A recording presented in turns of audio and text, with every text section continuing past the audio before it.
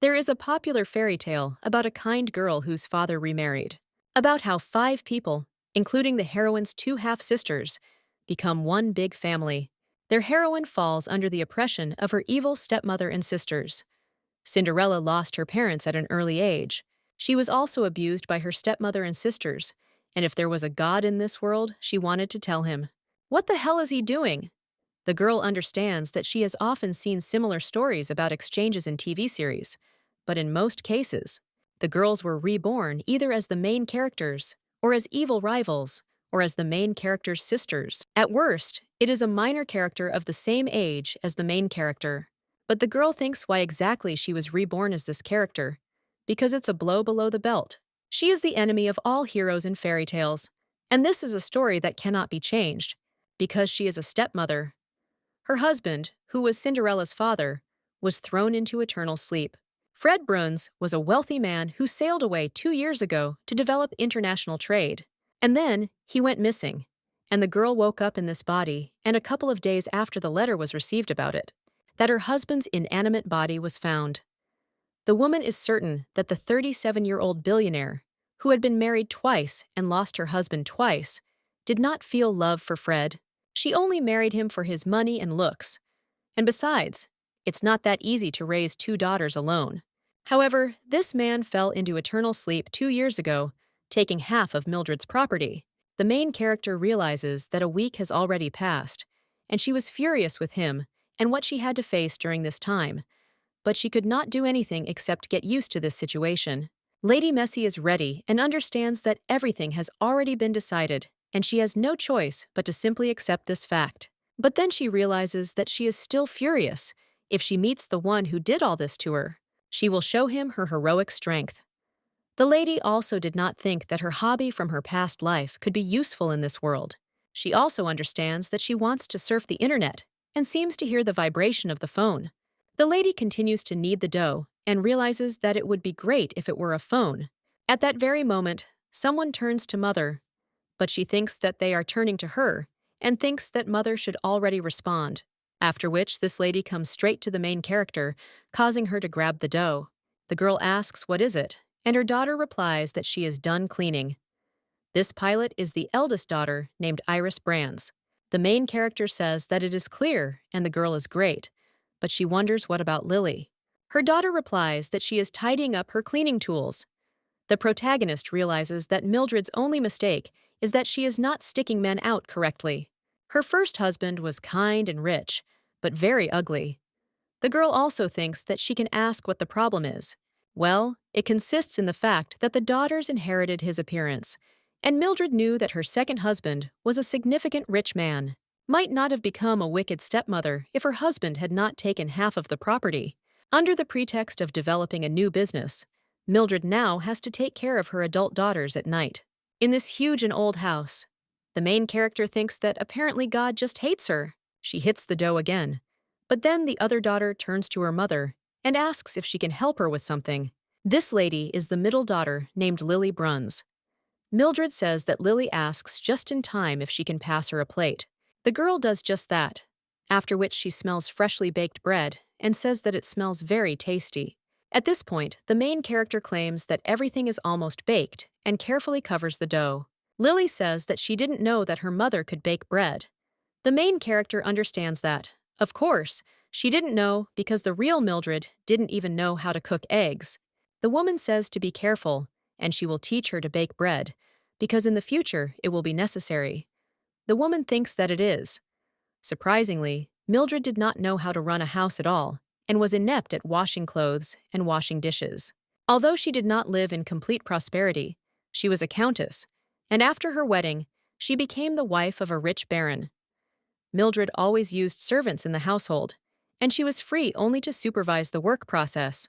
Instead of her, they cooked food and cleaned the house, and therefore she thinks that this is the dream of all the women from her past world. But the second husband was on the way to the collapse of his business, and most likely, Mildred did not know about it. In 37 years, she has already lost 2 husbands and has 3 daughters to look after, including Fred's daughter. So it is possible that the real Mildred is saying the same thing before God now. But the main character thinks, isn't this too much? She wonders why they are treating her like this. At this time, someone else turns to Mother, and when the main character turns around, then he realizes that this is Cinderella.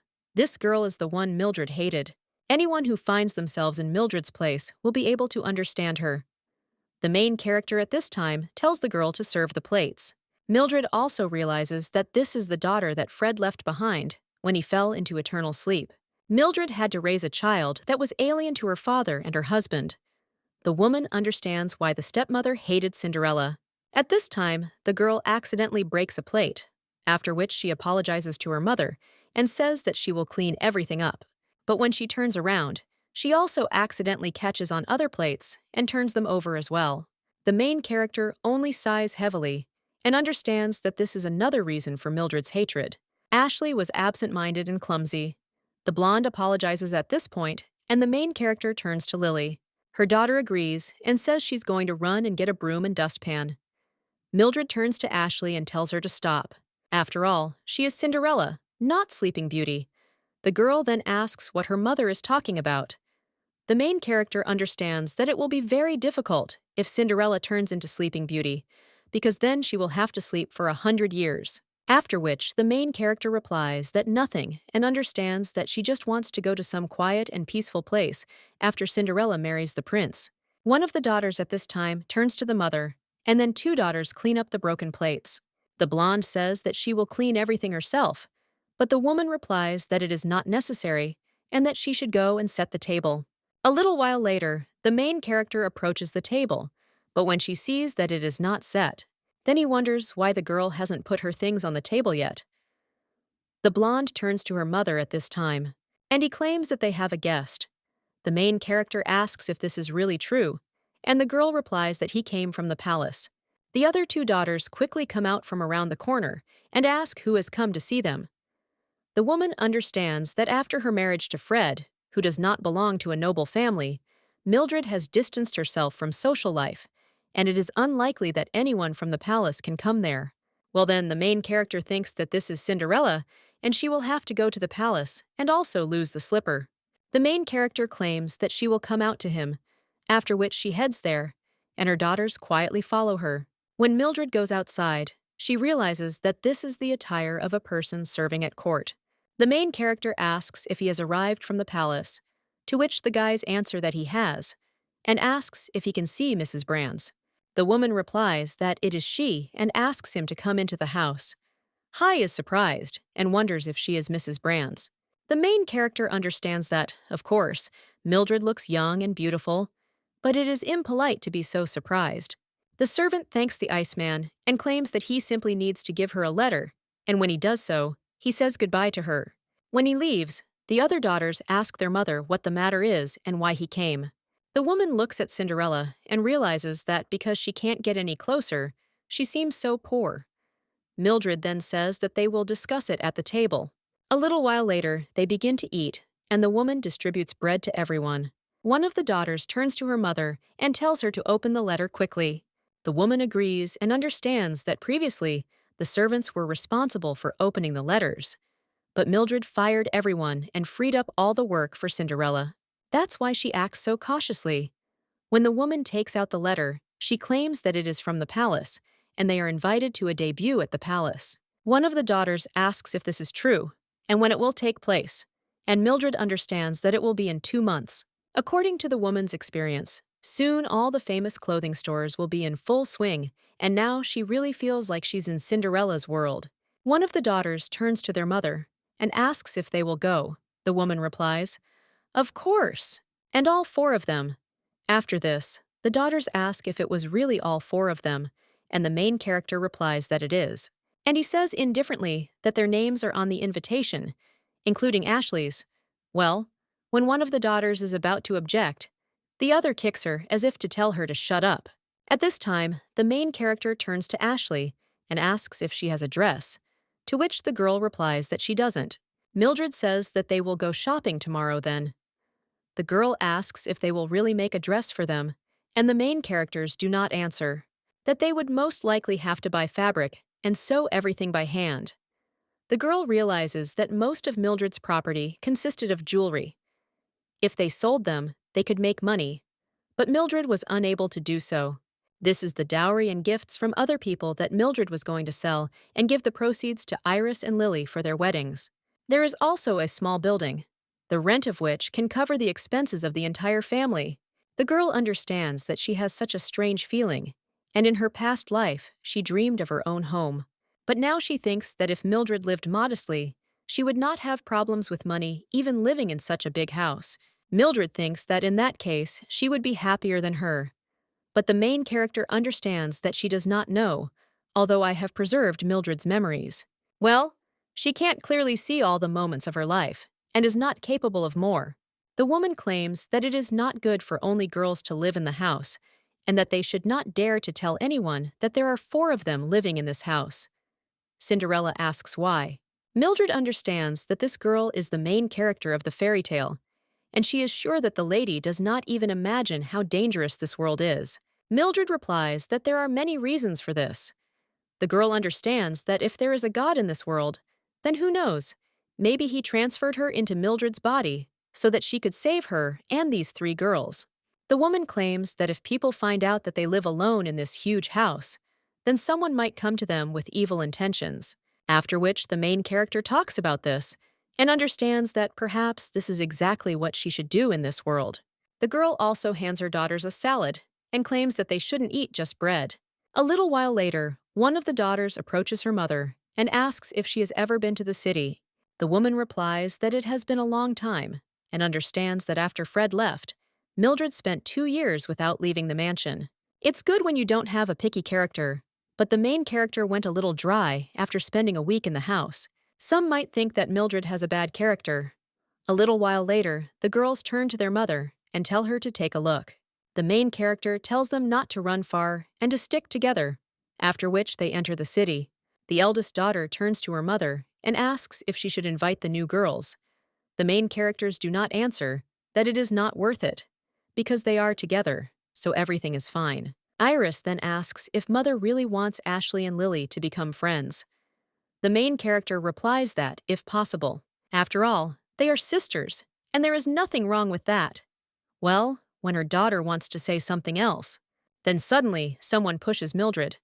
Iris immediately runs to her mother. She asks if she's okay, and the guy who pushed Mildred just offers a casual apology. The girl then turns to the guy and starts running after him, and also claims that she needs to ask for forgiveness if he offended someone, but the boy claims that he has already apologized.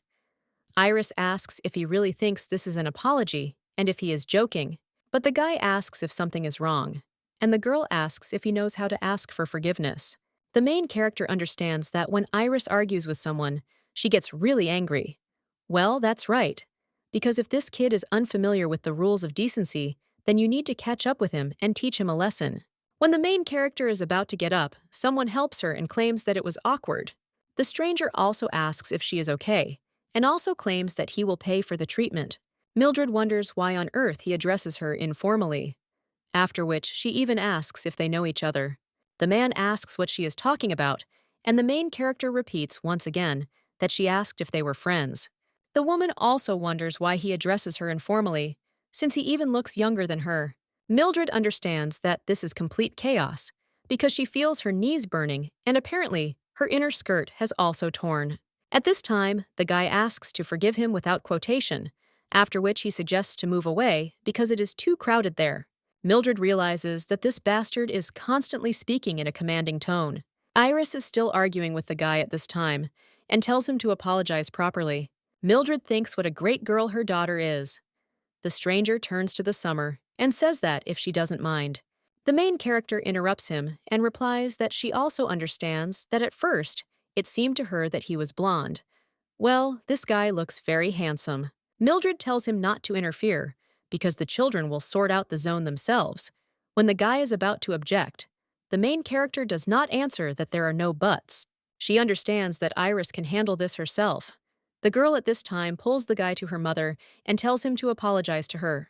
At this time, the young man asks if this is really her mother, Tanya, the acquaintance who is standing next to the main character. He asks if she is not a sister, but a mother. Mildred pats him on the shoulder and says that it is so. The woman also asks the baby how about an apology, and he looks awkwardly at his father, after which he bows and offers the lady his deepest apologies, and also hopes that she will be able to forgive his such disrespectful behavior. The guy also tells the lady that he is ready to do anything just to make amends to her, and even if she wishes for heaven. But at that very moment, the guy's father grabs him and apologizes. He also claims that he hopes that now the lady will be able to forgive him, and he will compensate for the damages for the ruined dress. The man claims that he would like to invite the lady to his place so that she can relax a little. Well, across the street there is a restaurant called the Fairy Tale Fountain, and if she gives them this ring, she can order any dish she likes. The main character, looking at the ring, thinks whether it would not be more profitable to simply sell it, but at the same moment her interlocutor adds that it will be difficult to sell. The woman asks why, is it enchanted in some way?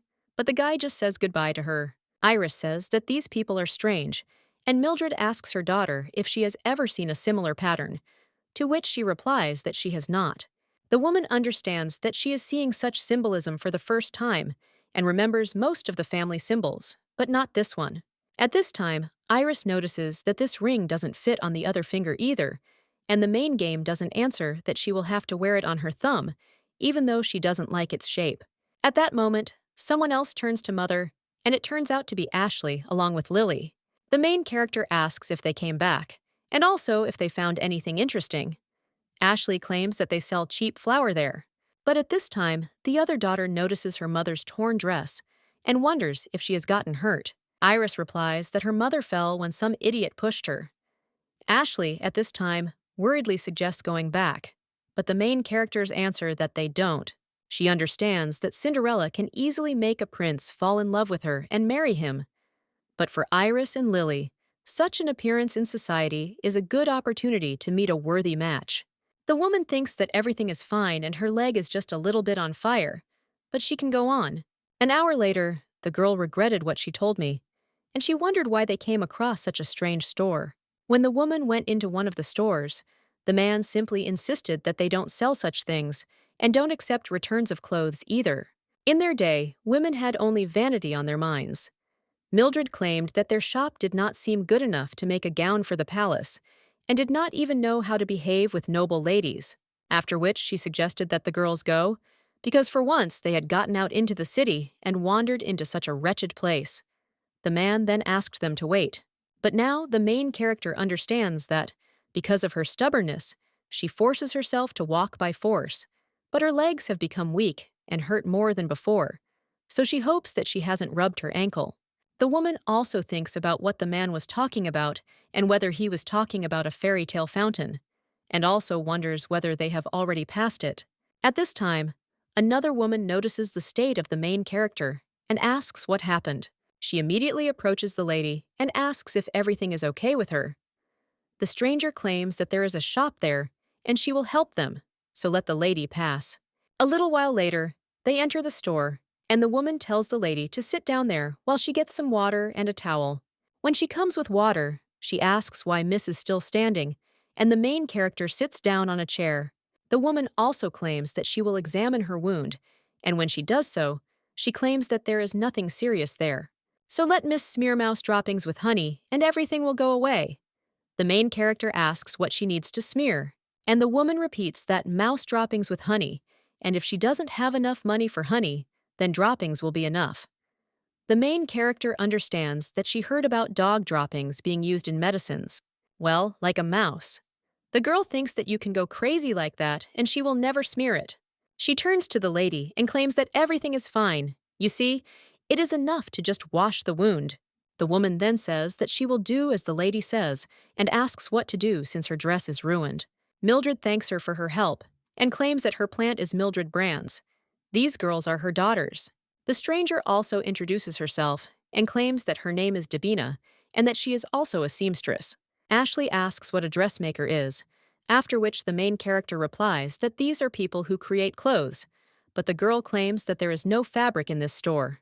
The woman replies that the fabric is in another room and asks if he would like to take a look around.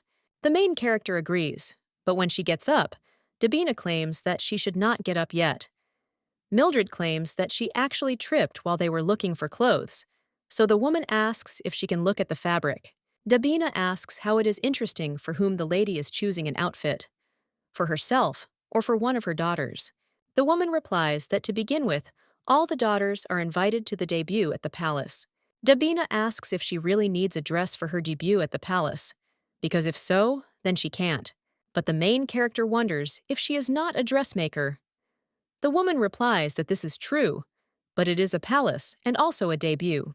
She also asks the lady to have mercy on her because she did not know that she was from a noble family.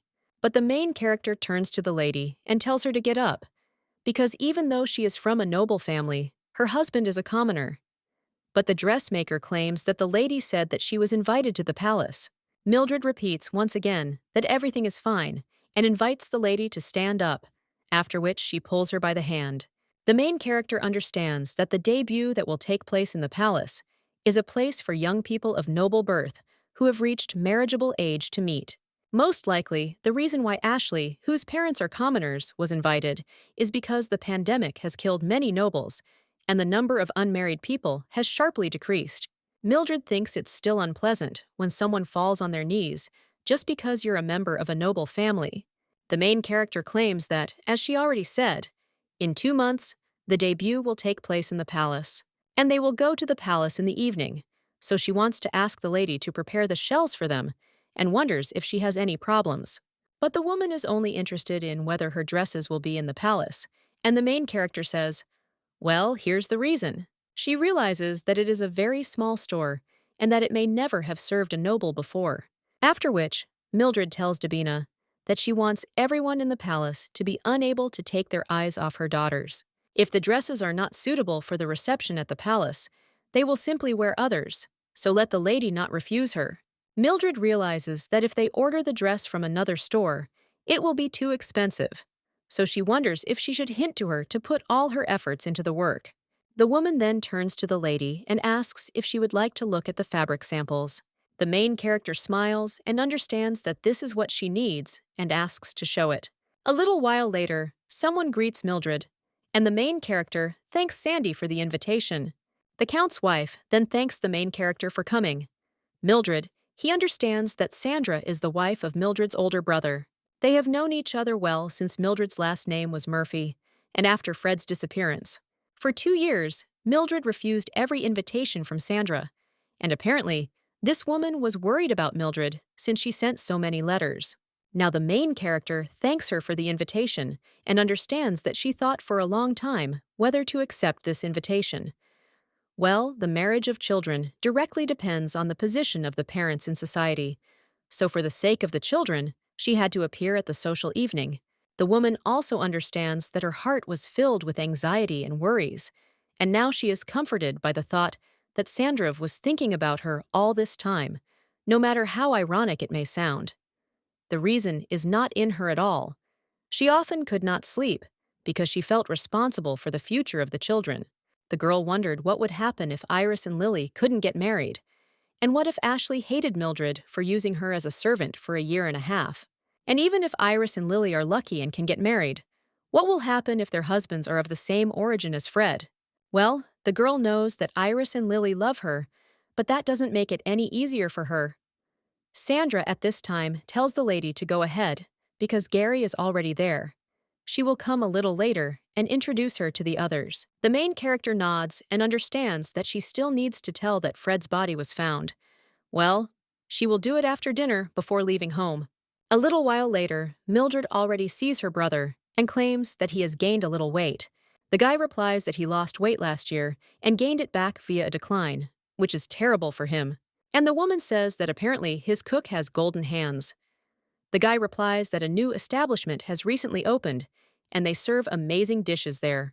Mildred claims that it must be a very popular place. Her brother replies that this is true and suggests that she go there sometime with Sandy. After all, this place is called the Fairy Fountain. Mildred asks where it is, and the man is interested in the unusual summer name. A restaurant called the Fairy Tale Fountain, owned by Baron Walford. He is young, but he has outstanding abilities. Mildred asks if he means to say that a member of a noble family runs a restaurant on his own. She also thinks that no one knows that physical labor is humiliating. But the man claims that he doesn't think that this guy is doing all the business on his own, and she will understand everything herself when she meets him because he is a very unusual young man. Mildred asks, what does it mean that she will understand when they meet, and does he really know him? And the guys answer that he has a lot of connections. The man also asks if she knew that he was the Dowager Queen's godson. Mildred is thinking about the Dowager Queen and wondering if she is the Baron's godmother when someone else approaches them from behind. And he claims that his mother is said to have been very close to the Queen. Mildred asks if he really thinks that since his godmother is the Queen herself, he has the right to sneak up on him from behind and butt into someone else's conversation. Well then, the main character sees this guy and understands something.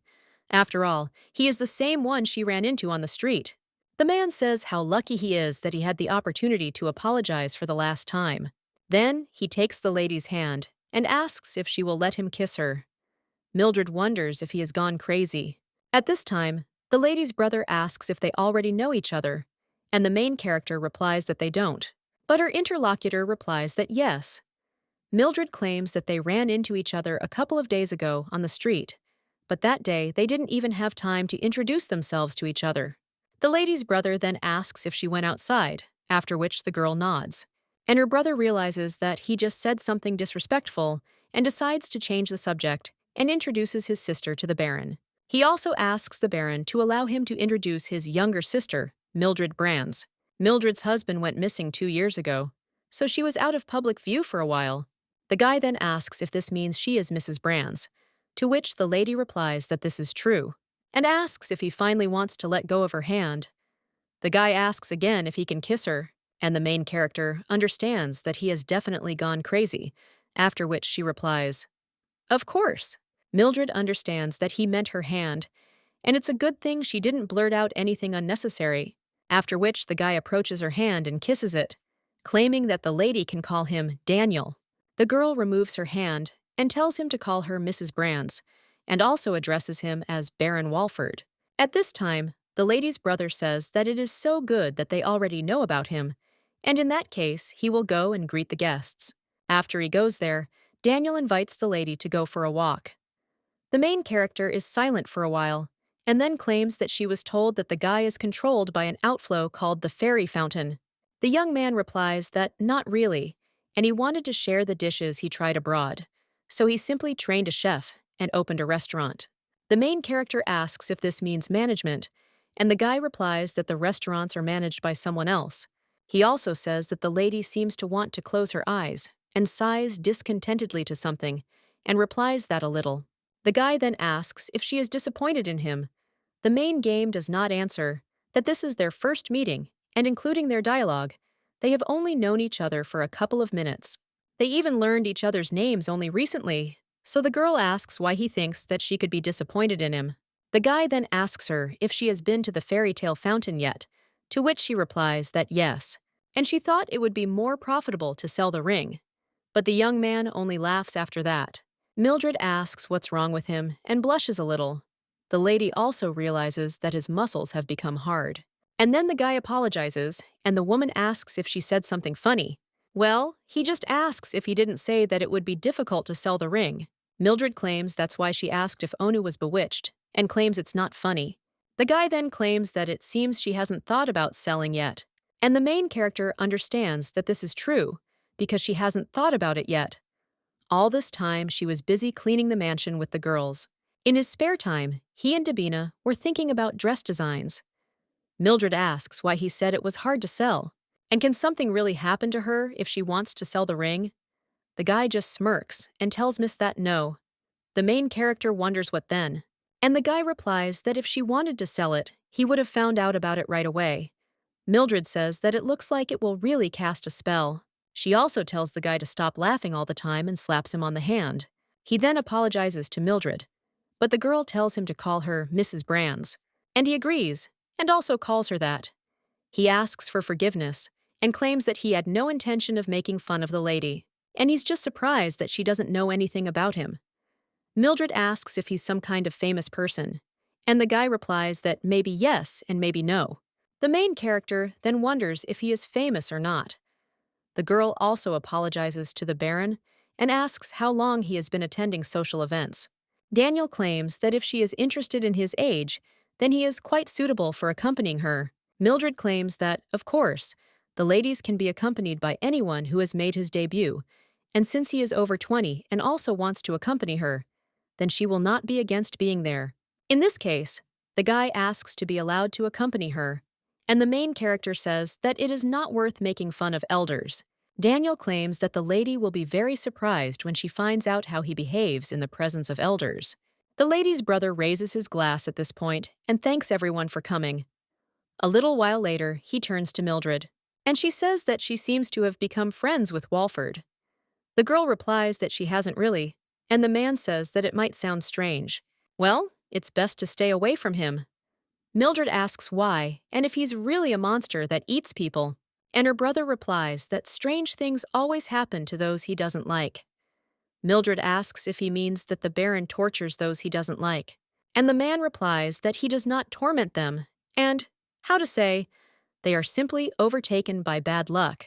The woman wonders if this is happening because of Baron Walford. Sandra claims that he, of course, is not to blame for this, but people who have had difficulties diligently avoid him, so let Lily be careful and not get close to him.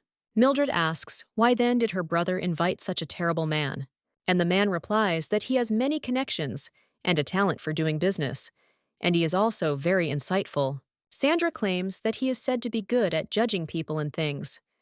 Mildred asks if this is true, and realizes that Mildred's house is full of antiques. Fred bought these things along with a companion that belonged to a ruined aristocrat. So the girl thinks whether to ask him to look at these things. She understands that it would be nice to sell them all at a good price. The lady's brother at this time says that if she gets close to him, her standards will rise and it will not be good. Sandra immediately turns to her husband, but the main character also tells her brother to repeat it again. The man replies that this man is handsome and she is still young, so the guy asks how long she will sit and wait for Fred. Mildred thinks that she certainly understands that Gary is worried about Mildred, but this is too much. The lady tells her brother that she does not intend to wait for Fred, since they were recently informed that his body was found. Sandra then turns to Mill and asks if she is okay about the main character. She replies that everything is fine. After all, she knew that sooner or later this day would come. The main character understands that Mildred knew about it too, and either Fred would return or his body would be found. Well, she still hoped that he would return alive. The lady's brother apologizes at this time, and the girl replies that it is not yet known whether he is truly sorry. Mildred understands that her brother is not always sincere when it comes to apologies, and perhaps even now he is looking for a new candidate for the role of Mildred's third husband. Therefore, the girl will stop forgiving her and leave. Daniel notices this and then addresses the lady by name, but the girl once again reminds that she is Mrs. Brands, after which he turns to her with a smile on his face and asks if she is already leaving. The girl stops and replies that yes, she was going to return home. She also understands that the guy came close, and he asked what the lady would ride in. Mildred understands that the Brands family does not have a personal carriage and will have to call a paid carriage. Even though Sandra said she would lend hers, the girl claims she doesn't know. Daniel then smiles and says that in that case, would the lady allow him to ride in the carriage with her?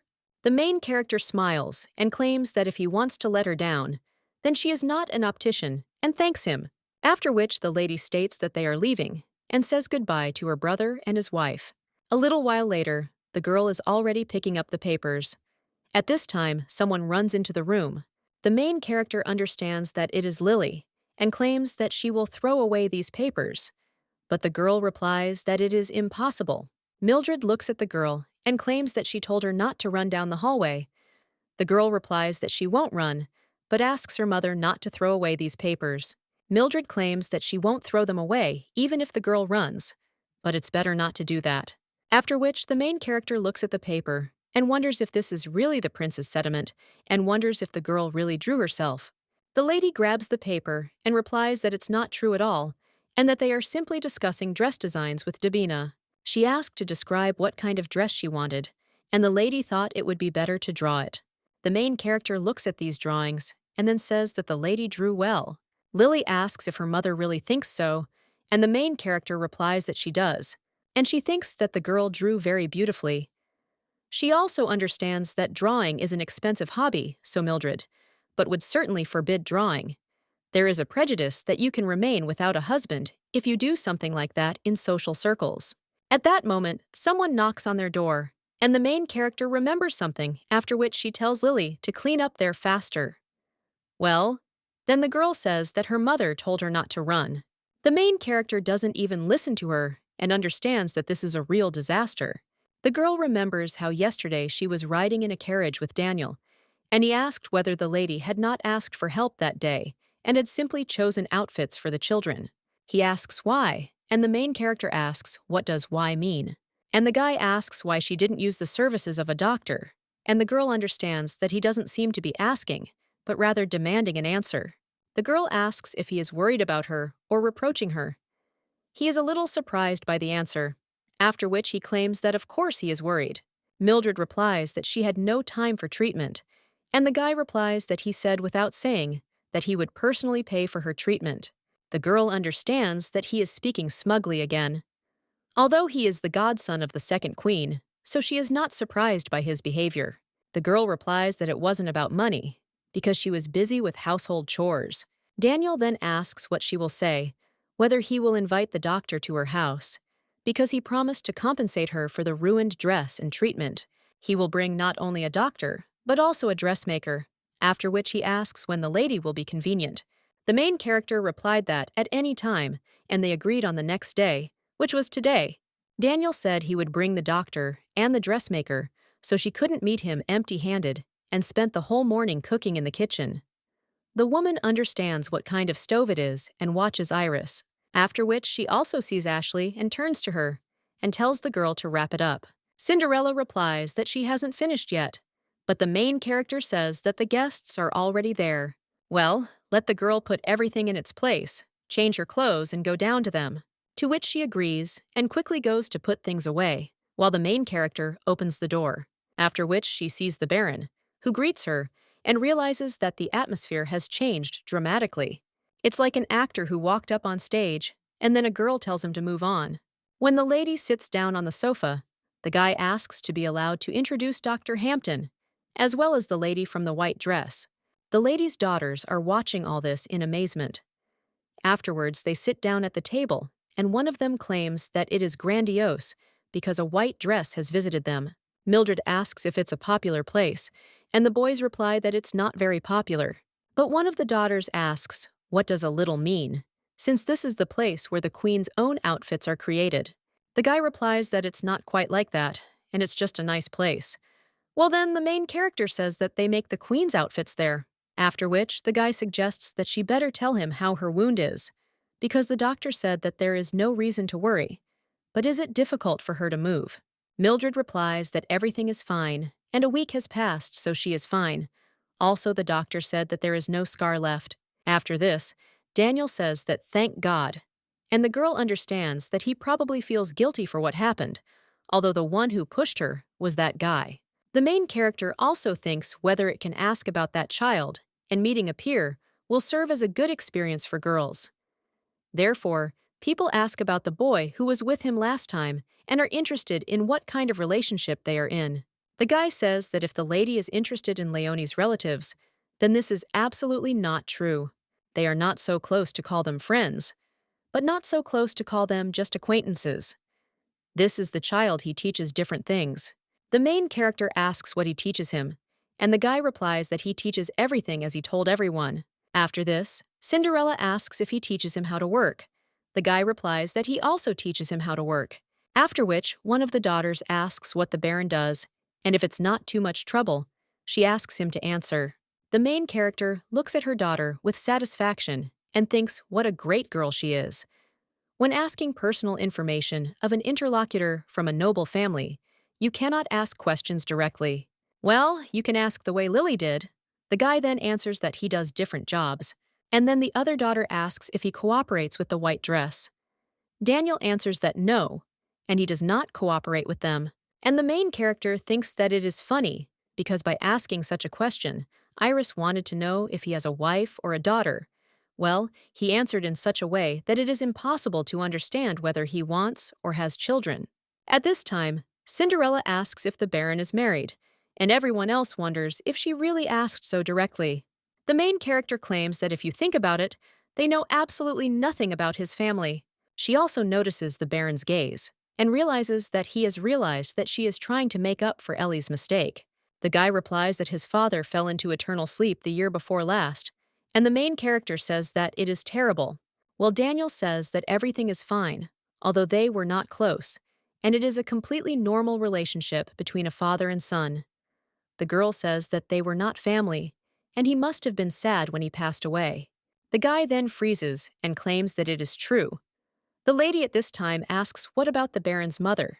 The guy replies that he is more interested in learning about the Mrs. E.S. family, and the girl understands that it means he doesn't want to tell, and he has so many secrets. Mildred also recalls her brother saying that people who were having difficulties would studiously avoid him, and the girl wonders if she said something wrong. After which, Mildred claims that her parents have fallen into eternal sleep, and he already knows his brother. The lady understands that since he tells me about his family, there is no point in telling her about her husband. The girl also asks how the Baron met her brother, and the guy replies that he was spying on the cook in the restaurant. Mildred asks if Gary really thinks he has a chance of luring the defense chef, and then he replies that he doesn't, and that in fact, he only wanted their recipes. Mildred says she hopes the Baron has wiped his nose, and he asks if the lady will side with Count Murphy. Well, the girl says that he deserved it, and asks if that's not true. The guy replies that's why he invited him as an apology. Mildred asks if he is talking about last night, and also hopes that Gary was very upset. A little while later, they are finishing their meal, and the lady states that they are having apple pie for dessert, and asks if he would like some. The girl understands that he has an excellent appetite, because there is not a single piece left of the vegetables and baked chicken. Daniel claims that if the pie was prepared by the same chef, then he will taste it first, and the lady says that it is wonderful because she personally prepared everything. The guy asks if she did it herself, and the girl replies that she is not sure if the pie turned out well. She not only rolled out the dough thinly, but also prepared the filling, so she worries about the taste. Although in her mind, she adds that everything should be fine. The guy claims that he is looking forward to it. However, if the lady doesn't mind, he would like to look around her house first. He heard that it was a very old mansion and was interested in old buildings, but if she was uncomfortable, the lady could refuse. The girl understands that she was told he is good at grading items, and then she agrees. However, he says that the house is very old, so there are objects that cannot be touched. Mildred thinks that if possible, it is necessary to hide the fact that there is no servant in the house, after which she asks for forgiveness. A little while later, she already sees the guy off and claims that they say that her husband bought this house with all these things. And initially, the owner of the mansion was an aristocrat, but due to difficulties, he had to sell the house. The guy wonders if it was 20 years ago, and he did say he liked looking at old buildings. Mildred asks if he just likes looking, or if he's interested in buying. The guy replies that he doesn't know because such houses are too big for one to live in. The lady asks what about his children, but he replies that he is not married. The main character then sighs with disappointment, and the guy asks if she is unhappy with the fact that he is single.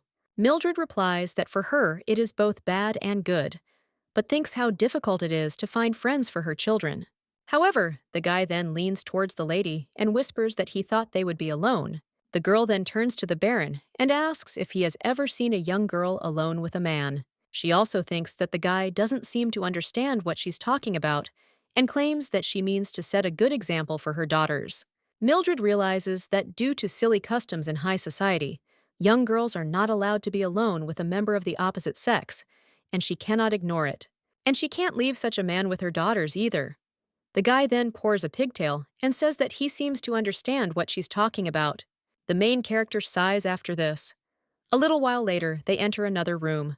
The main character turns to the guy and asks how he likes this painting. Daniel replies that they need to take a closer look at it because it could be a fake. Mildred asks if this is really true, but adds in her mind that she doesn't even know what style the painting was painted in, so she certainly can't know if it's a fake or not. Well, when she turns to her daughters and sees Lily, she wonders if she's fallen in love with Daniel and why the girl is glowing like that. Well, she hopes that she imagined it, and Lily is only 18, and Daniel is, but the girl understands that she doesn't even know how old he is. The guy at this time claims that he still needs to come during the day and take another look.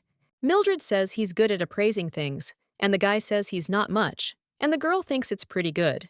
If the painting's value increases, it can be resold after the appraisal. But there are cases when the appraiser, having contacted the buyer, passes off the painting as a fake. However, Danielle does the appraisal herself, and she does not think that he is capable of deception. At this point, one of the daughters approaches the Baron and asks if he is teaching the young man how to value. The boy replies that he is thinking of teaching him this someday. The main character asks what kind of guy this is, and her interlocutor replies that he is good, only a little stubborn. Mildred asks if he is going to tell about it, after which the guy turns to the missus and states that he sees that she is very interested in him. The girl replies that, of course, because her daughters are about the same age as him. The guy asks if she's interested only for the sake of her daughters, but the main character thinks what kind of strange question this is, and how could there be any other reason? Mildred also asks if the boy thinks that this young man is too young for her to show personal interest in him, but the boy wonders if age matters when it comes to love. The main character then asks the Baron if he wants to say that he can fall in love with a girl who is under 20 years old, after which he smiles and tells Miss that of course not. A little while later, the main character is already heading somewhere with her brother. The guy thanks her for agreeing to go, and the main character says that it's terrible that Sandy is sick and that he will need to visit her tomorrow.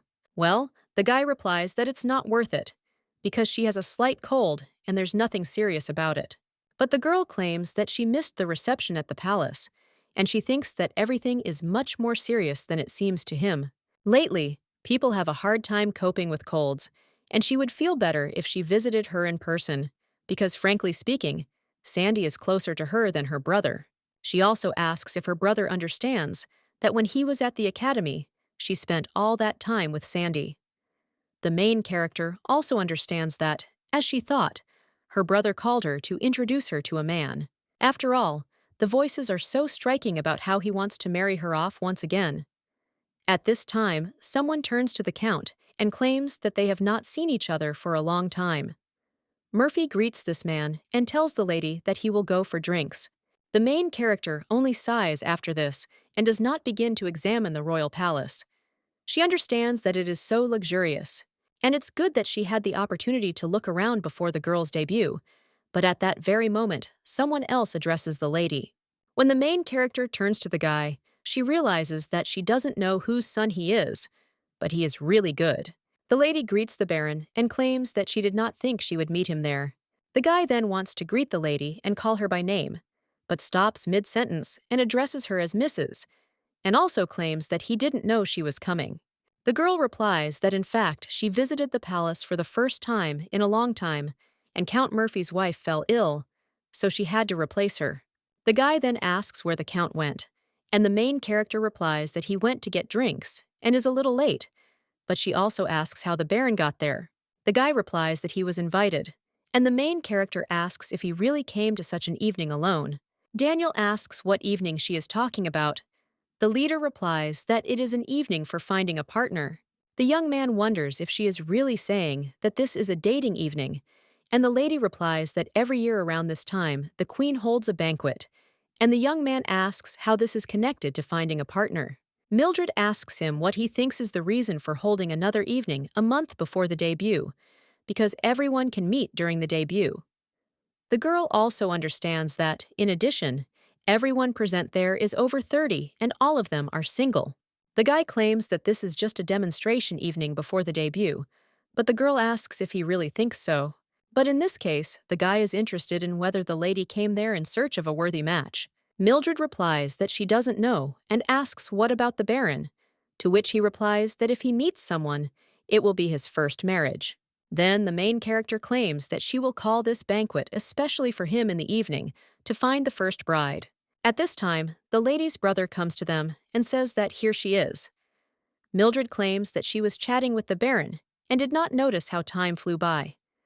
The girl also wonders if her brother is really hinting that she left without saying anything, and that he himself is to blame for leaving her alone. Murphy at this time thanks the Baron for keeping his sister company, and also hopes that this did not cause inconvenience to his companion. But the guy replies that everything is fine because he came alone, and the main character smiles. And she also understands that he has driven Gary into a stupor with his straightforwardness, which is why she likes this man. A little while later, someone was saying that Her Highness the Queen should be greeted. The main character realizes that she does not remember if she has seen the Queen before. She also understands that if Ashley marries the prince, the Queen will become her mother-in-law, after which the lady looks at the Queen and thinks about it. At this time, music begins to play in the hall. The Baron turns to Mrs. Sleep, and the lady interrupts him and insists that Mildred should give him the first dance. The girl asks if this is true, and also claims that she certainly wouldn't mind dancing with her brother. It's just that the last time she danced was 7 years ago, and the girl asks if he really wants to dance with her. At this time, the Baron says that if people don't mind, he would also like to invite her to dance.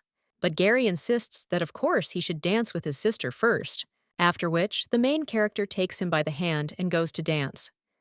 The girl understands that usually at social events, girls give their first dance not only to husbands and grooms, and close friends who are like brothers to them.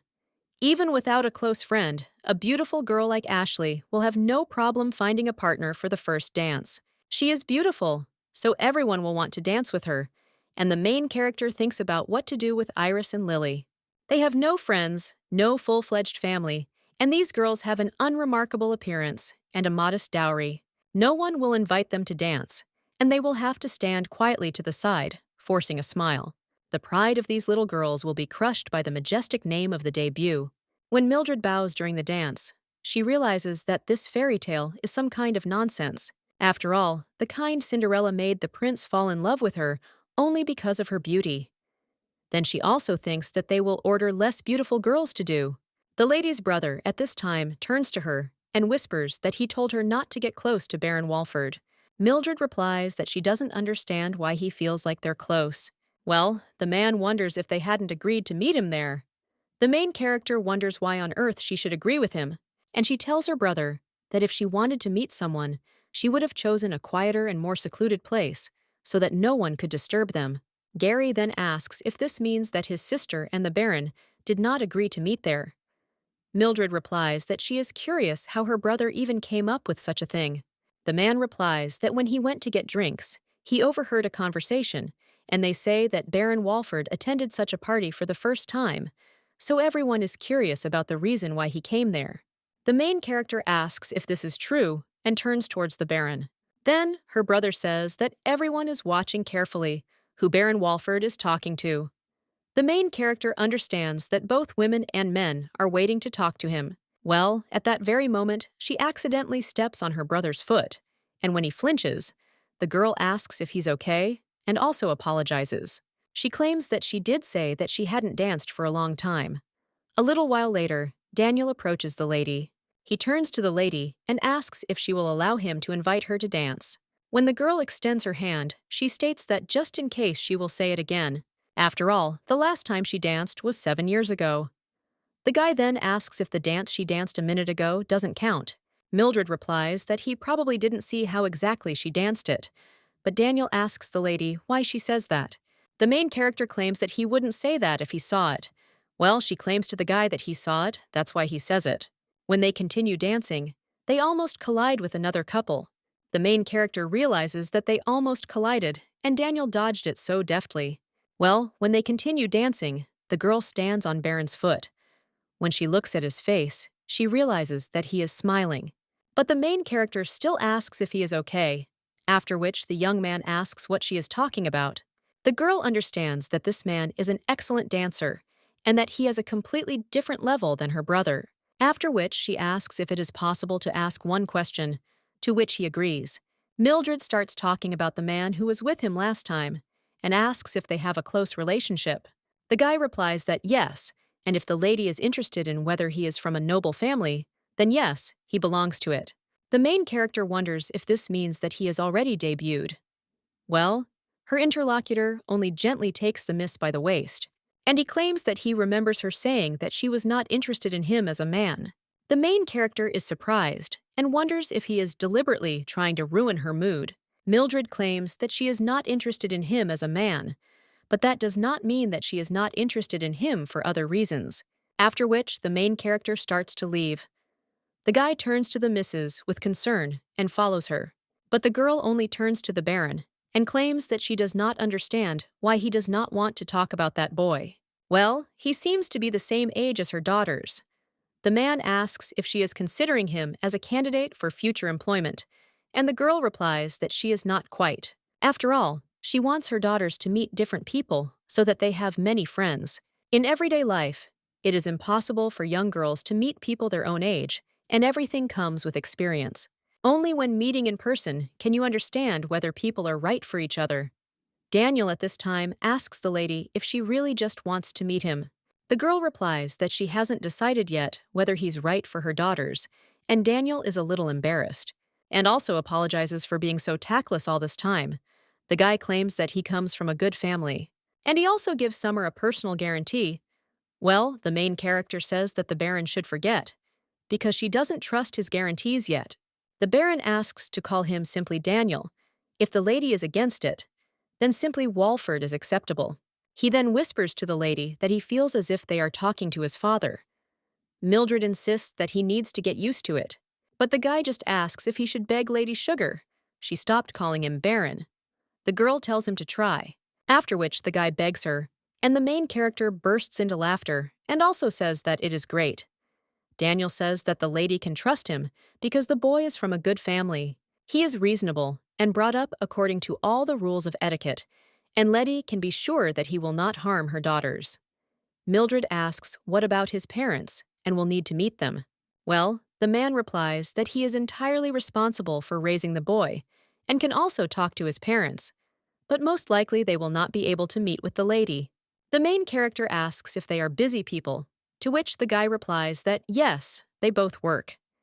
He claims to Mildred that he sees that this boy is from a noble family. The guy replies that they had financial difficulties when his grandmother was young. Mildred understands that this is terrible, and that parents usually teach their children about the family business from an early age. Well, if the business collapses, then the child is given to a familiar person to raise, and the lady thinks that Daniel is doing a good thing. At this time, the guy claims that if she doubts his guarantee, then he can introduce her to his godmother. Mildred, shocked, asks if he is talking about the Dowager Queen, after which he replies that he shouldn't. The lady wonders what she is talking about with the Queen, and is it really about how her godson has matured? The guy claims that people usually don't miss such an opportunity, but the main character tries to avoid the topic. She also claims that she doesn't think the Queen will agree.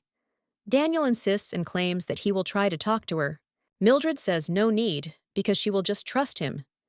Daniel looks at the lady, and then with a smile on his face, states that it is a reasonable decision. The girl only suggests that he introduce her to his protégé for a stalking meeting, to which he agrees. A little while later, Mildred turns around and wonders where Gary went. She also hopes that he is not offended and has not gone home alone. But at that very moment, someone else turns to Mrs. Brands. The girl apologizes, but claims that she is now looking for her brother. But the man says that if she is talking about Count Murphy, then he dances with the wife of Viscount Warren. The main character looks at her brother and thinks that Warren's wife has to suffer, because Gary can't keep up with the beat. The lady's interlocutor turns to her again and states that if the place doesn't mind, he would like to invite her to the next dance. The main character, looking at him, thinks who this man is, and he answers that he is Count Leroy. He and her brother are on the same gaming team. The main character realizes that they are probably not partners in the card house, and also hopes that her brother will stop nagging if she dances with someone else besides him and Daniel. After which the lady agrees and comes out to dance. When the girl starts dancing with this man, then he looks at his brother and mentally orders him to look at her, because now, as he wanted, she is dancing not with Finiel, but with another man. Her interlocutor at this time claims that he saw the lady 2 years ago, and she is still just as beautiful. Mildred claims he is not flattering, and the man says he heard the lady is raising 3 daughters. The main character replies that yes, and she is raising 3 beautiful daughters. The man also claims that the Count said so, about how a lady has a hard time raising children alone. The main character replies that everything is fine, and they are already adults. But her interlocutor claims that the lady's husband disappeared 2 years ago, and she probably very lonely. When the lady's interlocutor says these words, he grabs her below the waist. But at that very moment, the main character steps on his foot with her heel, causing the man to scream. Mildred asks if he is okay, and claims that she stepped on his foot completely by accident. At that moment, other aristocrats come running and ask what happened. They take the Baron away, and one of them claims that it turns out that Mrs. Brands accidentally stepped on his foot. Mildred realizes that he appears to have a sprained ankle and a cracked bone. Well, it still seems that it was necessary to break it completely. A little while later, the main character is already outside with her daughters, while the girls are playing with Daniel's receiver. Then she sits with the Baron and thinks how clever her girls are. The man claims that it seems they assigned the teams incorrectly. Mildred replies something like that, and Iris and Lily are doing pretty well for their first time. Daniel claims that Rian doesn't intend to lose either, so how poor Ashley is. The main character claims that it would be better if Iris and Ashley were on the same team. The guy adds that it would have been possible to put Iris and Ryan together. When the main character looks at the actions of her interlocutor, then he thinks, "Can you really boil water with such a small lamp?" The lady looks at the atmosphere around and then claims that this is a good place. Daniel thanks Letty for agreeing to meet in the park, and the girl replies that it's all for the sake of the children and the weather is nice. The lady understands that she is walking at the beginning and some difficulties arose because Iris asked if the guy remembers how their mother suffered because of him. Well, now everything is fine. Mildred watches as the Baron pours the water and realizes that it has boiled well. The main character says that he gets along so well with children and wonders why he is not married yet. The man wonders if this has anything to do with his marriage. The girl replies that she asked the question incorrectly and asks why he is still not married. The guy replies that, unfortunately, his bride went into eternal sleep before the wedding. Mildred is surprised by this, after which her interlocutor smiles, and he claims that it's a joke, and the girl thinks what a bastard he is. The lady suggests that he not joke with such things. Well, the guy says that no one believes him if he says there is no special reason. Mildred claims that his godmother is herself a dowager queen, and even so, he has no fiancé. The boy replies that this is true, and the lady asks if she has introduced him to anyone. Daniel asks if the lady knows that the dowager queen believes only in love that is destined for destiny. Mildred thinks this is amazing and wonders if he is joking again. The boy replies that this time he is not joking, and he can swear by his heart. Well, the lady replies that I need it, and if I swear, then I need something more useful.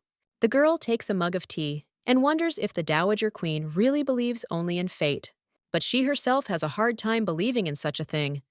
The main character claims that if such love exists, she hopes that her children will meet her. Daniel asks if he wants to meet her. The main character understands that it is funny. She claims that she has been married twice and has 3 children, so she doesn't think there is room for that kind of love in her life. Daniel asks if Madame thinks that it is important for fate how many times she has been to Prague and how many children she has. Mildred replies that this is a problem for those who are married, but her interlocutor notes that the Mrs. is not married, after which the girl freezes and realizes that Daniel cannot know that Fred's case was found. She also says that the Baron misunderstood something, seeing that her husband was missing, but he was still alive. The guy replies that he has no doubts, and the lady wonders what it was, and whether he could know that Fred's body was found. If so, she doesn't even understand how it's possible. The main character also looks at the children who are playing. She understands that she needs to explain to Ashley how to hold the club correctly. The girl understands that Iris and Rain play very well, and if Ashley hit the ball at least once, it would be great.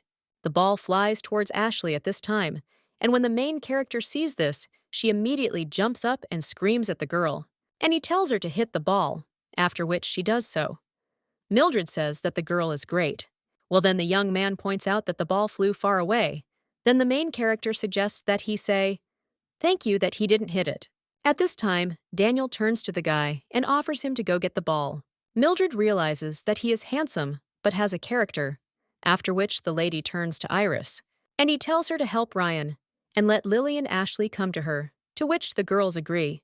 When Ashley approaches her mother, the main character says that she is a good girl because she learned how to hit the ball, and now she needs to learn how to hold the club correctly. She also asks if the girl answered how Lily holds her, because if so, then let her repeat after her. Lily is playing for the first time, and she is doing well. Mildred. He also says that you need to hold it with two hands. And he asks Daniel if this is correct, to which the guy replies that yes, and the right hand should be at the bottom. Ashley tries to do it this way, but her sister replies that it is necessary so that the palm faces inward. The main character, watching these two, understands that even being enemies in childhood, with age, all sisters become friends. So she hopes that over time, they will become best friends, and says that they are both great. At this time, someone else turns to the mother, and the main character turns around and realizes that it is Iris. She asks if they found the ball. The girl answers that they did. Mildred praises the two, and then they head off with their daughter. And Ryan watches them. A little while later, they are all at the table. Ashley, looking at the dish, says how delicious it is, and wonders if they are really from the fairy fountain. Daniel replies that they are right, and a little while later, they are sitting with mugs of tea. Iris turns to Ryan and asks if he has made his debut yet. The guy replies that, well, he was at the ball for a short time, after which his interlocutor asks him how he is, to which he replies that it's so-so. One of the girls asks why, and the guy replies that there were too many people there, after which he continues to describe the debut. At this time, the main character asks Daniel how things were with him. His boyfriend asks if she is talking about his debut. He replies that he doesn't remember well, and the main character understands that she thinks he was very popular during his debut. The lady claims that it wasn't that long ago, but Daniel asks what about her. The main character understands that Mildred was very popular, even though she did not have a rich dowry. Well, she was beautiful, and Mildred knew it. So now she claims that it was different in every way, and the guy replies that it was the same for him. Mildred asks him if he met a girl during his debut that he would like to marry. But the guy claims that the lady shows great interest in his wedding, to which he replies that it is because it has already taken place. Daniel asks if they're still single, and the girl thinks how disgusting he is, and she claims that she can't talk about her and her husband's personal life. The guy is surprised by this, and then claims that it never even occurred to him to ask about such a thing. He also turns away and says that it is time for them to go back. Mildred thinks, is it really that late? They won't be back before evening. A little while later, Letty realizes that it was terrible because the carriage was terrible and rocked from side to side. Well, she understands that this is not the main thing now and asks if the Baron would like to drink some tea. The guy thanks her for the invitation without thinking. And a little while later, he's already sitting in their house and saying that it smells nice there. Mildred realizes that it is the smell of the dough she quickly mixed while she went to get tea. At this time, Ryan asks Miss if there is really no servant in the house, after which everyone falls silent. The main character understands that he asked so directly, after which he claims that a couple of days ago their butler was seriously injured. She sent him home so he could rest and recover a bit, after which Daniel says it's a disaster. And the girl claims that his son, who also works for them, went with him to take care of his father. And she told the rest of the servants that they were going on a picnic and gave them time for personal rest. Well, they would return in the evening. Nady also approaches Rian and asks if he is going to attend the debut, which will take place this year. The guy doesn't even know what to answer after this, and Daniel claims that he thinks the guy will come. Mildred asks if he gave it to her. He says it's very good, and also thinks it would be great if he danced with the girls. Daniel at this time wonders how Mrs. feels about her daughters showing Rian the house. The main character says that it is indeed a good idea. After which, the lady turns to Iris and asks if she will show the house to Rian, to which she agrees. The main character also tells Lily and Ashley to go with them, and they agree. After the children leave, the main character turns to the Baron and asks if Rian's parents will be present at the debut. The guy replies that yes, and they will both be there. Well, they'll have to leave early. Mildred wonders if it's because of work, and the man replies that they're very busy people, and there's nothing to be done about it. The main character sighs after that, but at the same moment they hear some kind of smog, as if something is falling. The girl immediately gets up from her seat and asks what it is, but Daniel immediately extends his hand so that the lady remains behind him. The main character thinks that he knows how to protect the girl, and it's cute. At the same moment, people hear someone screaming to her, after which she realizes that she already knows who it is, and apparently this person is very angry. Well, the lady doesn't know what he could be angry about. At this time, Gary heads down the corridor, and his wife runs after him and asks him to calm down. The man at the same moment opens the door to the lady's room, and also asks how she could do this and what she did with Count Leoram. Mildred greets her brother with a smile on her face, but then says that now is not the time to greet him, because he heard that the girl stepped on Count Leroy's foot. Sandy at this time asks her husband to control himself, but he only cries out. Does the woman really think that he can be calm in such a situation? Because of this girl, a crack formed in the Count's ankle. Mildred asks if it's just a crack since she was going to break the bone completely. And apparently, she should take up sports. After which the lady turns to Baron Walford and asks how he thinks. The girl claims that they already know each other, but asks to be allowed to introduce them again, because this is her brother Murphy and his wife, Sandra Murphy. Daniel shakes the Count's hand and claims that they haven't seen each other for a long time, and then greets the Baron in the same way. Mildred at this time asks if it turns out that the Count complained to his brother that she injured his leg, and that is why he came running, and also grumbles at her.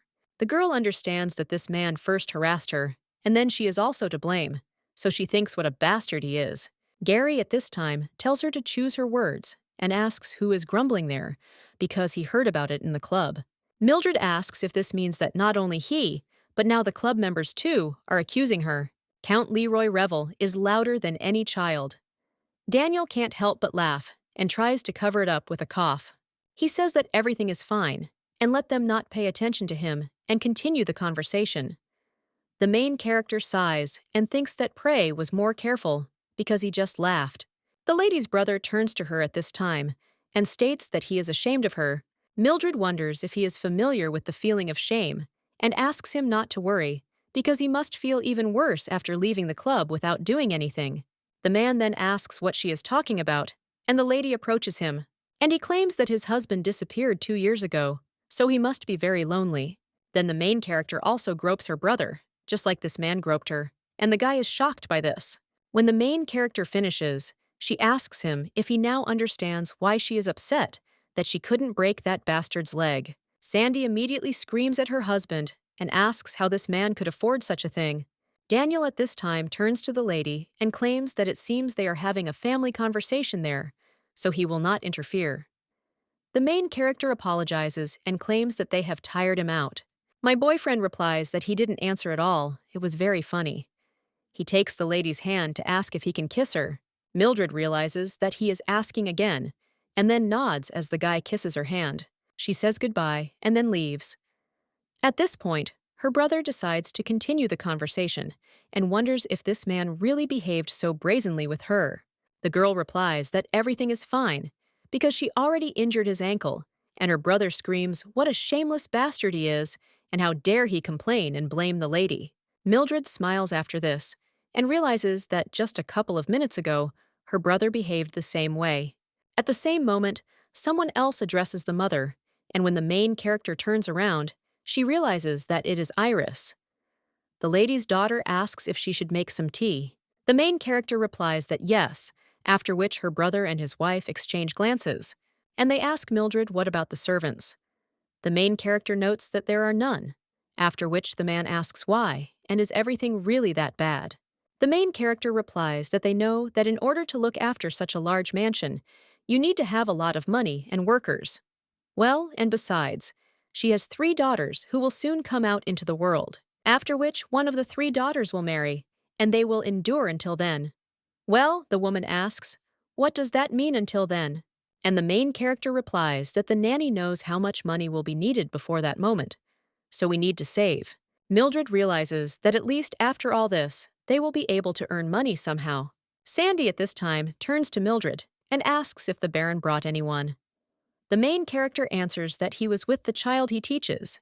The lady wonders if he was with a student, and Gary wonders if it was a boy, to which the girl replies that yes, and the man asks if he was golden-haired and also handsome, to which the lady replies that no, and that Ryan has brown hair. The man then sighs and asks if the guy's name is Ryan. The main character notes that Dano is wondering what's wrong with him. Sandy claims that the Baron was put in charge of raising the prince, and Gary thought it might be the prince, so he asked. The main character smiles and claims that this cannot be, and also wonders what her brother is thinking about. And even if that were the case, she doesn't think Daniel would bring the prince for a walk with them. The guy at this time heads back with the Baron and addresses him. The man asks what is the matter, after which the young man claims that it turns out that there are no servants in their house.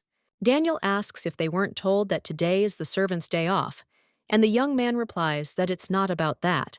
After all, it just seemed to him that there was a lack of order in their house. The Baron replies that this is true.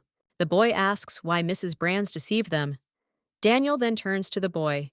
I wonder what will happen if only 4 girls live in the house. After that, the guy thinks about the answer, and the Baron realizes that he has become more resourceful than before. For a prince who had been surrounded by many people since birth, the lack of servants at the Brands mansion was a great achievement. However, now the young man asks if everyone finds out that 4 ladies live there, the whole house will be littered with dresses. Daniel just looks at the guy coldly and thinks that this is impossible, and also claims that this is a very stupid answer. A little while later, they are already heading through the mansion, and the Raven tells the guy to think again what could happen if only 4 girls live in such a big house. Ryan understands that simply living as a family of 4 and living as a family of 4 without servants are 2 different things. If she told the truth, she could put herself and her daughters in danger. The guy then asks if this means that Mrs. Brands had no other choice but to collect, and knowing this, they could stay with them longer. If there are no servants in the house, then perhaps a man's hand will be needed, and they could help. The brunette then burns the guy's wig and calmly replies that he apparently interfered with His Highness's good intentions. However, he doesn't think he'd want to miss his fencing lesson since it's almost time, and Mr. Casey wouldn't want that either. A little while later, the servants help the boy get dressed. He turns to the Baron and asks if he can teach him fencing. After all, he heard that he had defeated Mr. Casey. Well, at that very moment, someone else enters the room, and he tells His Highness that it was a couple of years ago, and besides, he cheated a little during the duel. This man is His Highness's fencing instructor, and his name is Douglas Casey. Daniel wishes Mr. Casey a good evening and says that this evening is very good, and he also hopes that he has not put His Highness in danger. Daniel asks what Mr. Casey is talking about. At this time, the prince realizes that he has a hot temper, and Casey then suggests that they start studying. His Highness agrees to let the Baron go with them, because he is interested in something. As they walk down the corridor, the blonde asks if the Baron remembers when he went to look for the ball. At that moment, the youngest daughter Brands made a mistake. Danielle realizes that she has weak abilities compared to her sisters. The young man claims that this is why, when they were looking for the ball, he mentioned it to Brands' eldest daughter, and she suddenly got angry.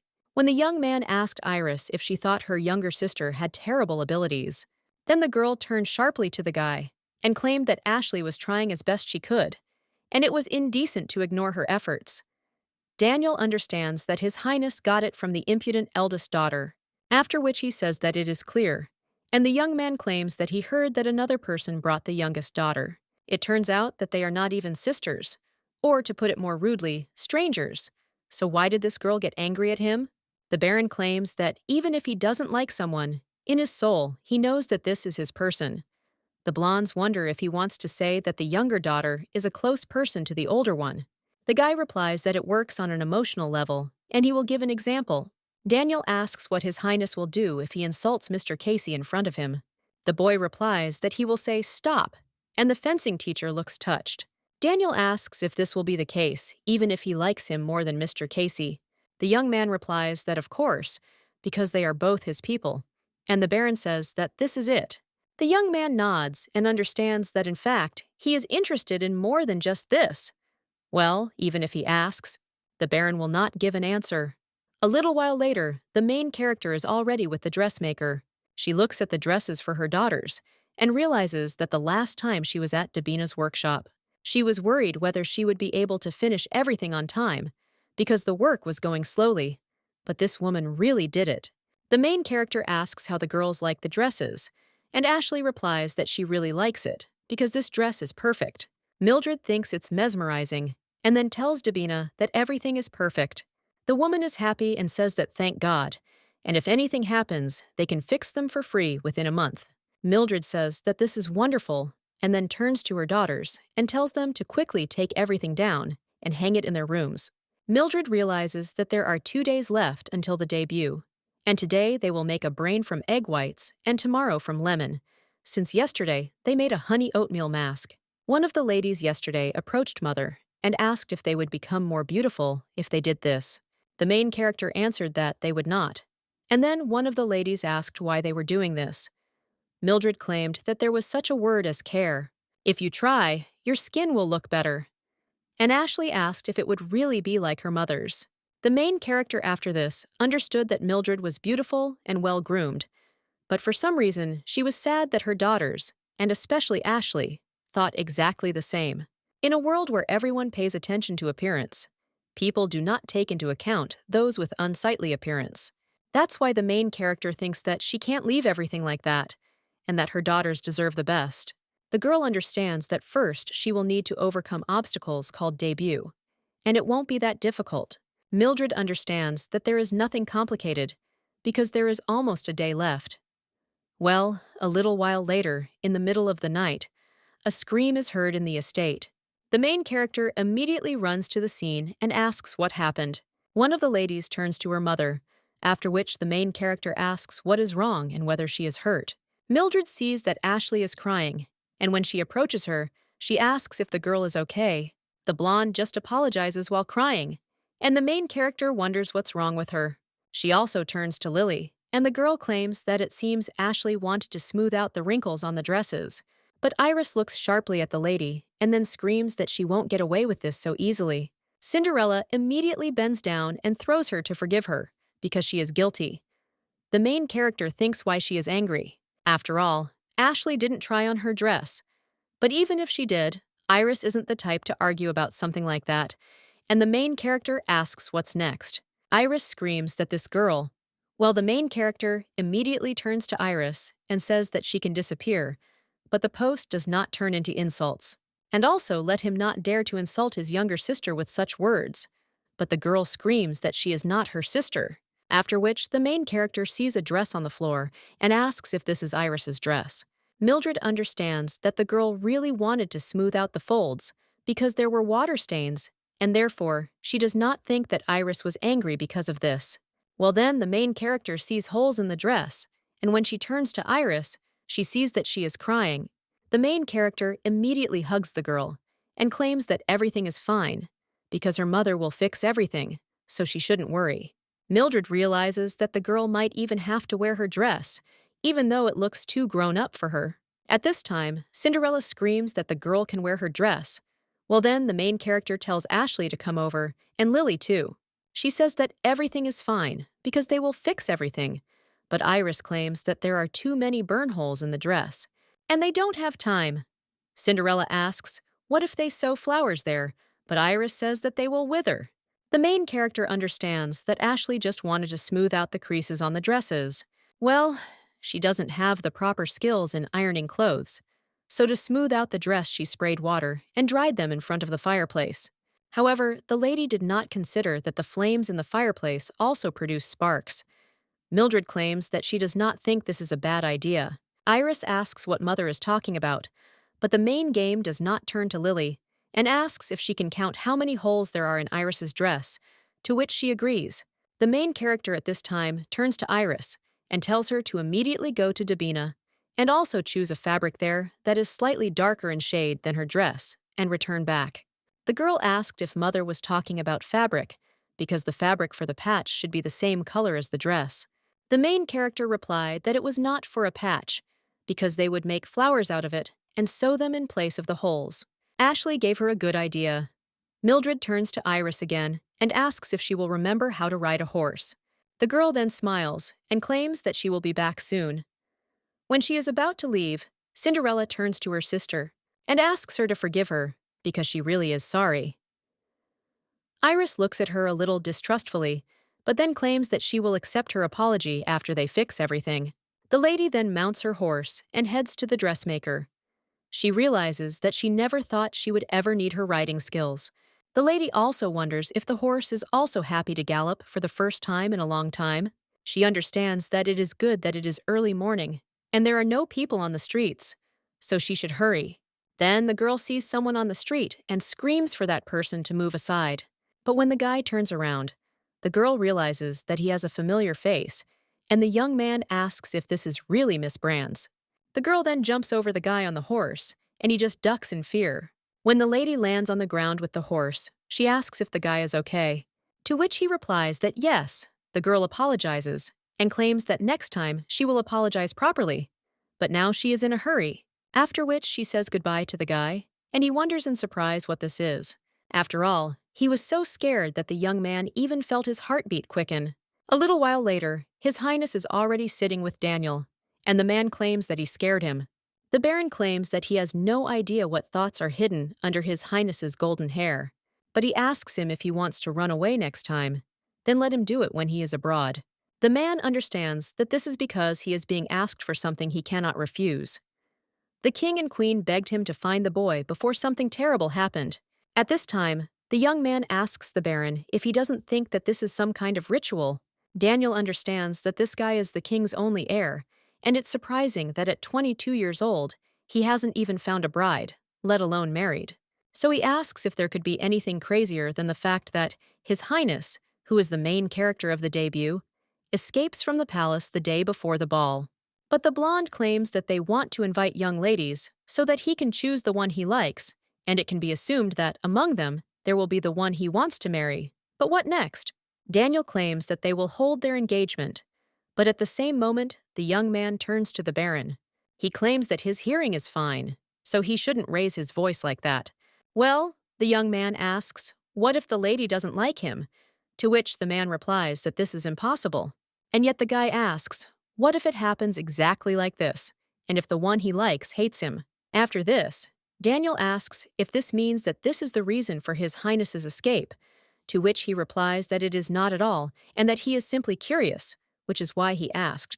Then the Baron asks why he came back, and the guy asks if he remembers the mansion they recently visited, and asks what he thinks if they have a carriage. Daniel replies that no, and the young man says that he thought so, and also that their situation is not very good. The guy's interlocutor claims that they are not rich, to which he agrees and then goes on to claim that he would like to send a carriage for the Brand's family. Daniel wonders why, but the young man asks in what sense he is wondering, because they have no money, and the four of them live without hearing, so it seems to him that they need a carriage. But the Baron wonders why His Highness is worried about such things, which makes the young man feel confused. He claims that yesterday he accidentally met Miss Brand's. Daniel asks which one, and the guy replies that it was the older one. The man then freezes and tells His Highness that this is not something he should worry about. Ryan says that if his people are having difficulties, then as a future ruler, he is obliged to help them. Well, at that very moment, the Baron tells His Highness that a man slightly older than him would suit this lady. The young man immediately jumps up from his seat and claims that he didn't mean it that way and just wants to help. Well, at that moment, the guy gets a little embarrassed and tells the Baron to wait. After all, Iris is only 19 years old, and if not him, then how much older must the man be? After this, Daniel doesn't even know what to say, and then covers his face with his hands. When His Highness looks at the Baron, he asks what happened and wonders if he is really crying. The man then starts laughing out loud and asks if His Highness spoke about Miss Iris. Well, the guy is interested in whether there is anyone older among Miss Brand's. Daniel realizes that Mildred is not Miss, but Mrs. Brand's, after which he also thinks how he could have been so mistaken. The Baron says that it is good, and since this is what His Highness wishes, he will send a carriage to their mansion. Well, let him know that he is only fulfilling His Highness's request, to which he nods. When the Baron is about to leave, he grabs the door handle and tells Mr. Casey to come through. The man realized that he had been noticed, was at a loss, and then even asked for forgiveness for the disturbance. The Baron claims that Mr. Casey is there, so he thinks it's time for him to leave. When the man leaves the room, someone else addresses him. Daniel orders the servants to convey to His Majesty that he is leaving because Mr. Casey has arrived, to which the servant agrees. When the guy goes further, he realizes that there is very little time left until the ball. Everything will be fine if Mr. Casey looks after His Highness. When the guy moves on, he realizes that he has already sent a carriage to their mansion, and now he won't have to lie that he did it at Ryan's request. After which, the guy smiles and realizes that, thanks to him, he has a good excuse. A little while later, the main character and her daughters come to the ball. Lily notices that there are so many people there, and her sister claims that representatives of noble families of all ranks are invited to this ball. Mildred claims that their exit is coming soon, so she suggests that Ashley straighten her back. Lily asks if they should straighten their shoulders, and the main character sees that the girls are doing it and claim that this is exactly how it is. When they enter the hall, someone announces that Mrs. Brands has arrived with her daughters, Miss Iris, Miss Lily, and Miss Ashley. While people in the hall start whispering, the main character suggests that the girls go in one direction. A little while later, someone else approaches the main character, and the girl realizes that it is her brother and his wife. The lady claims that she did not think she would meet him there, and her daughters wish good evening to the Earl and Lady Sandra. At this time, the man whispers to his sister that he doesn't know whether the lady heard or not, but a couple of days ago the Count returned to his domain. They say that before leaving, he packed all his things and does not plan to return. The main character asks if this is true, and he understands that it's not often that you see people who come to the capital for one social evening. Gary claims that he heard at the club that he had fallen and permanently broken his leg, but no one knows whether he fell down the stairs or from somewhere else. Mildred wonders why no one knows about it, given that he fell down the stairs in the house. But then the lady realizes that if no one knows, then perhaps he visited an indecent place that would tarnish his reputation, and he could well have tripped on the stairs, or it is possible that someone beat him up. However, they are now in a fairy tale world, and the girl wonders if there is an establishment there that can discredit a person. At this time, someone else approaches them and wishes good evening to Count Murphy and Lady Sandra. It turns out to be Baron Walford. He smiles and turns to the lady and asks if she will allow him to kiss her. The main character sighs and extends her hand to him, after which the guy kisses her. Well, when the girl takes her hand back, she wonders why he doesn't kiss Sandra's hand and whether he only kisses the hands of ladies who don't have husbands. At this time, Gary turns to the Baron and claims that he thought he would be with His Highness. But the guy replies that there are a lot of wonderful people around His Highness now, and he thought that he would be uncomfortable surrounded by so many people, so he stepped aside.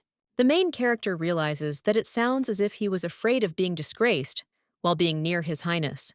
The guy at this time glances sideways at the lady and also says that he also wanted to greet the beautiful ladies. He also turns to the daughters of the main character and Lady Sandra, which makes them blush, and also say that the Baron is also magnificent. The main character understands that for a second, it seemed to her that the words were addressed to her, after which she also thanks Mr. Walford for sending the carriage for them and thanks him for his concern. The main character understands that, thanks to him, they didn't have to follow the carriage all the way to the city. Well, she would have refused if she hadn't been sent as an apology for Ryan's behavior. And besides, Ashley's pumpkin carriage, which she also gave, was not on the horizon, so the lady is wondering when the fairy godmother will appear. One of the ladies at this time also thanks the Baron and claims that this is a wonderful carriage. Iris declines and thanks him for his concern, since by the grace of the Baron they arrived with all the comforts. The main character, looking at her daughters, understands that she doesn't even know whose daughters they are, but they were raised with dignity. Daniel says that there is no need for gratitude because he only fulfilled Ryan's request, and on the way to them, he heard people praising their daughters' outfits, so Mrs. should be proud of it. The main character asks if this is true, and the man claims that the dress belongs to Miss Lily, Miss Ashley, and also Miss Iris's dress is of particular interest. The girl is embarrassed by this, and also says that the Baron flatters her, but the guy replies that not at all. He also asks the lady if she chose the dress herself, because if so, then she has excellent taste. The main character thanks Mr. Walford, and Lily claims to decorate the dress with flowers. This is also Mother's idea. The man asks if this is true, and Sandra also asks if this is Mildred's idea. The woman replies that there is nothing special about it, and that the fact is that due to her mistake, sparks from the fireplace got on Iris's dress, so she made flowers to cover the holes and didn't think it would turn out so well. Daniel, with a smile on his face, claims that a great discovery always begins with a small mistake. And the main character thinks how well he knows how to choose his words and says that it's true. A little while later, someone announces that the royal family has arrived. Ashley turns to her mother and says that there is a prince there, which the main character understands that her expectations are not in vain. Like the heroine of the fairy tale Ashley, Iris and Lily were also waiting to meet the prince, but she doesn't want to. So that because of the desire to be near him, they ruined their lives. Iris notices that the guy really is a blonde. The main character thinks that the prince has Cinderella. She also realizes that Mildred has never seen him before. Daniel, noticing how the lady is trying to spot the prince, wonders if she is really curious. The woman replies that, of course, they say that he is very handsome, and the guy is wondering if she really wants to look at the prince only because of his appearance. The main character is surprised by this and wonders if there could be some other reason for her interest in him. Mildred understands that the Baron is the prince's teacher and can see him as often as the king and queen. And they don't even know what he looks like, and the lady wonders why there are so many people there. She slowly stands on her toes and wonders if Ashley will be able to meet the prince, since the fairy godmother never showed up. But how will Cinderella lose the glass slipper after the dance, if not? Well then, the main character realizes that maybe the fairy godmother gave Ashley the crystal slippers when she wasn't looking. Well, when the main character wants to walk further, she suddenly stumbles and starts to fall. At that moment, the Baron grabs her and asks if she is okay. The main character then apologizes. She also thanks Mr. Walford for his help and says that she feels so awkward. But when the guy continues to hold her, the girl asks the mister what happened. The guy just approaches the lady and then claims that she smells nice. The main character shudders at this and asks if it is so. After which, the ladies begin to sniff themselves and wonder if he really smelled the herbs. She also realizes that instead of expensive perfume, she applied some herbal oil to herself and the girls. But at that very moment, the lady hears someone clapping and wonders if the greeting is already over. And now Ashley is left to dance with the prince, even though she doesn't have glass slippers. In the future, when the prince finds Ashley, she will be able to leave. And after the girl marries the prince, then she will be able to sell this huge house and live a quiet life. And the proceeds from the sale can be invested in the wedding of Iris and Lily. The storyline of the stepmother's holy knowledge will disappear, and the story will end. Well, at that moment, one of the ladies asks what is going on because it seems the prince is leaving. The main character wonders if he is leaving without dancing with Ashley. She also turns to the Baron and wonders if something happened to the prince. The guy tells Mrs. that he doesn't know either. At this time, Lily asks if he's really sick, and Daniel replies that he doesn't know, because he has good health. But there are foreseen circumstances. For example, he could have indigestion. The main character understands that he is ranting even without knowing the real reason. Well, she still thinks about what's going on and hopes that it's not because of her. At this time, someone else approaches the Baron and wishes him a good evening, after which the guy asks to be introduced to Mr. Button, and also introduces him to Mrs. Brands, who is the younger sister of Earl Murphy. The main character wonders why she has such a bad feeling. The lady says she is pleased to meet you and also introduces her daughters. The guy turns to Miss Ashley and bows, and asks if she will allow him to invite her to dance. The main character wonders why her bad feeling never lets her down, and also wonders if this guy even understands how important the first dance is, and what he will now order to do with this oppressive atmosphere. At this time, Sandra pushes her husband, after which he approaches Iris and asks if the girl will give him her first dance. To which the lady agrees and the main character thinks, "Long live Gary." After which Daniel approaches Lily and asks if she will allow him to invite her to dance. The girl is embarrassed by this, after which she completely agrees. And the main character thinks that he is simply an angel. After which the main character also notices Ashley and says that if everything is okay with her, then it would be impolite to refuse the invitation, so let her go and dance. To which the girl agrees, and then all three of the lady's daughters dance. The main character, looking at their smiles, smiles herself. Mildred's memories appear in her head.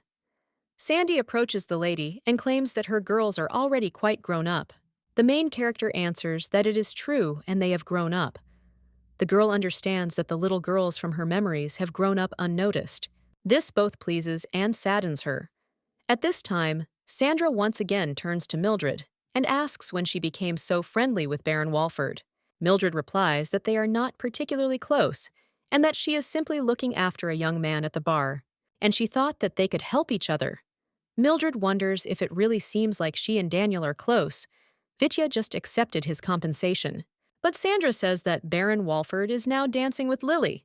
But the main character asks, what about Togo? The woman replies that they say he only invites princesses to dance. But then the main character claims that there is no princess. Sandy says that this is exactly why he didn't invite anyone. But he tells the main character that the Baron danced with her too.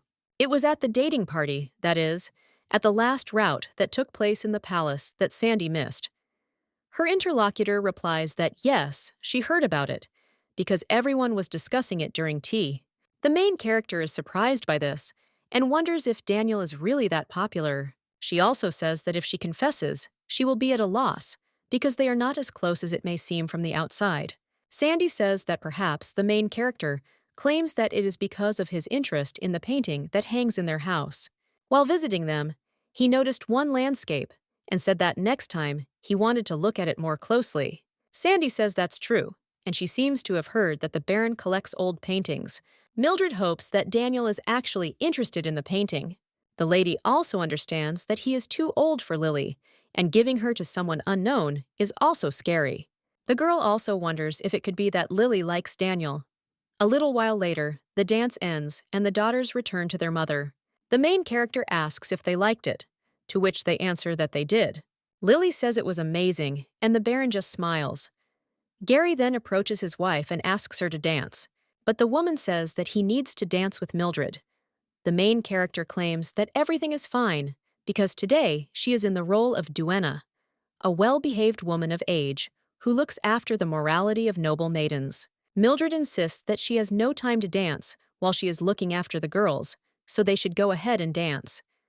The girl also realizes that she doesn't want to dance with Gary anymore.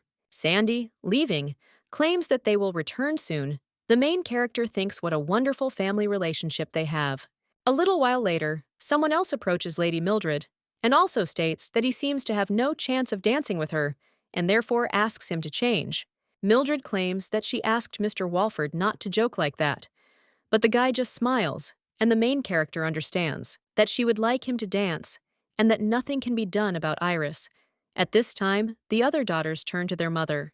Mildred wonders what's wrong with them and asks what happened, and Iris says that her mother needed to dance with the Baron. The main character replies that he didn't even invite her. But Lily gets angry and says that she couldn't invite her mother because she said that she didn't have time for dancing. Mildred wonders why Walford would want to dance with her and tells the girls to stop talking nonsense.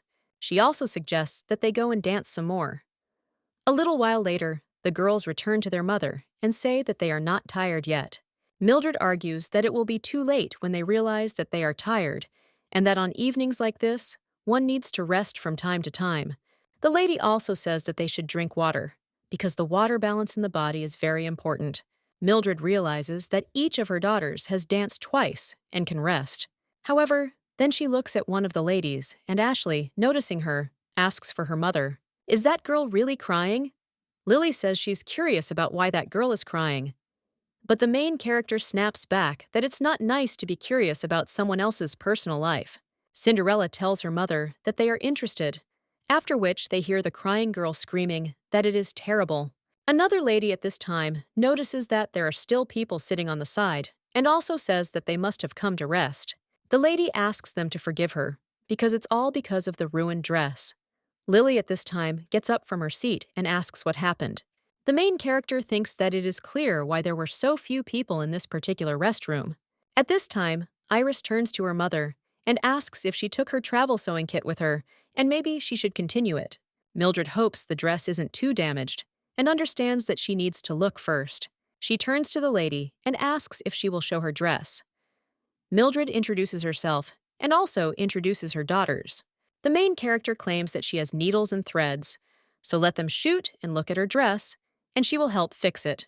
But the girl claims that this will not help, and when the main character sees her dress, she understands that this is not something that can be fixed by sewing. At this time, Lily asks how this happened, to which the lady replies that it was an accident. The main character understands that it seems that this girl spilled red wine on you, and did her companions just stand there and watch her drink alcohol?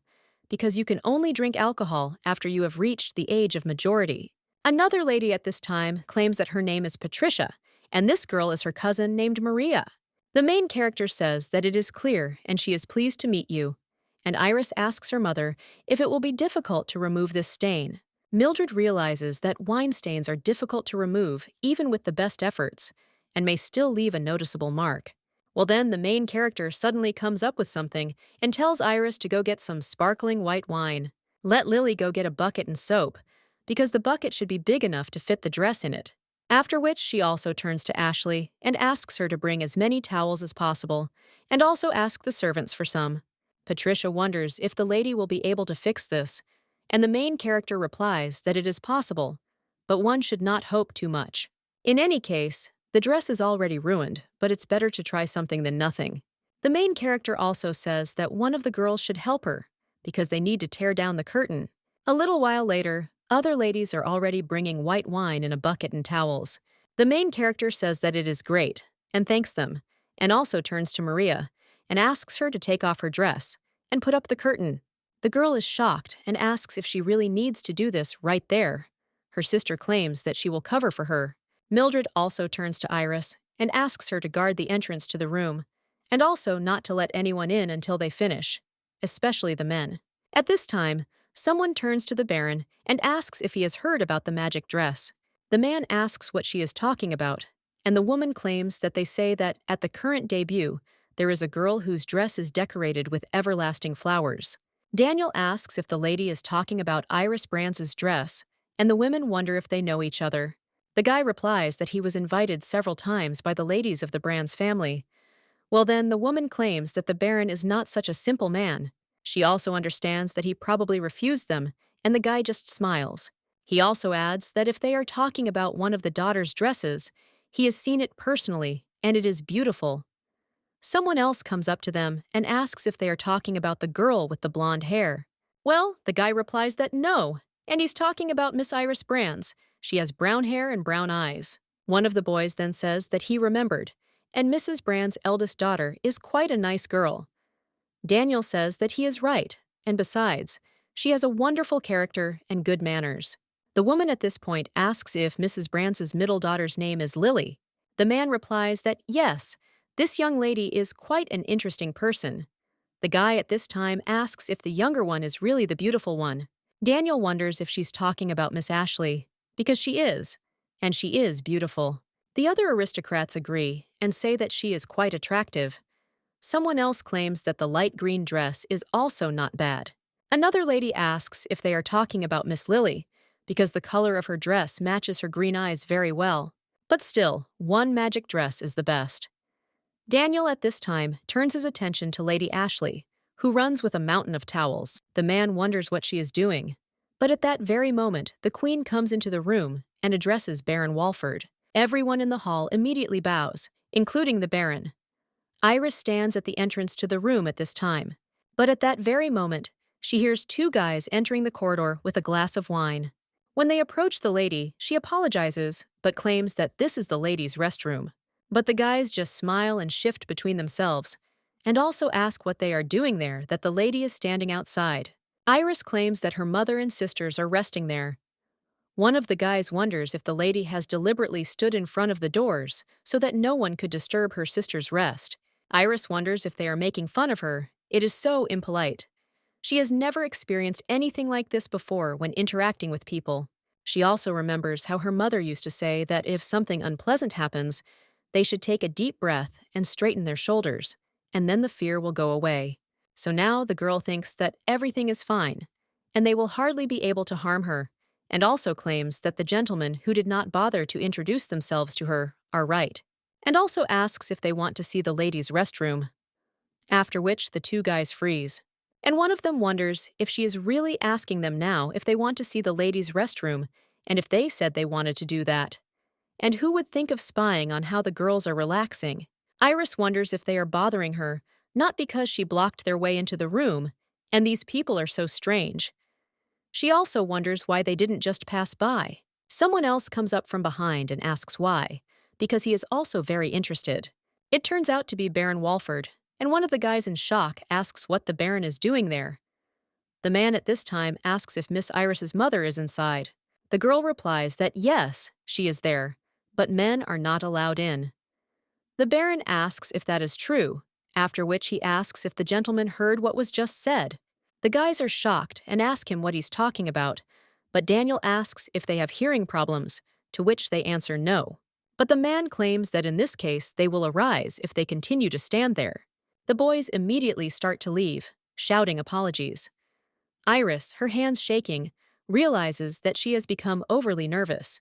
At this time, the Baron turns to the lady and asks if she feels okay, to which the girl replies that she does and thanks the Baron.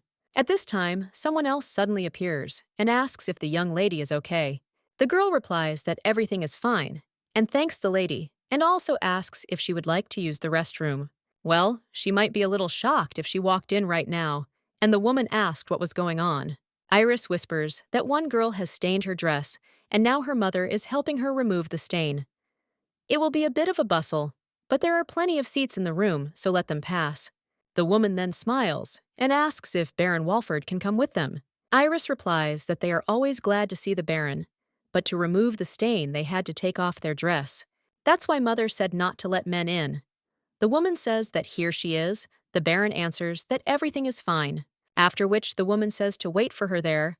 Well, then one of the maids turns to Her Majesty. Iris is shocked to think whether this is Her Majesty, and whether she came with Baron Walford. The Queen at this time tells Valerie to stop, and Iris at the same time bows and greets the pestering Queen. The woman then grumbles at Valerie. Well, her interlocutor replies that she cannot allow Her Majesty to go alone. The woman then sighs and says that she will look out of curiosity, so the girl should not worry.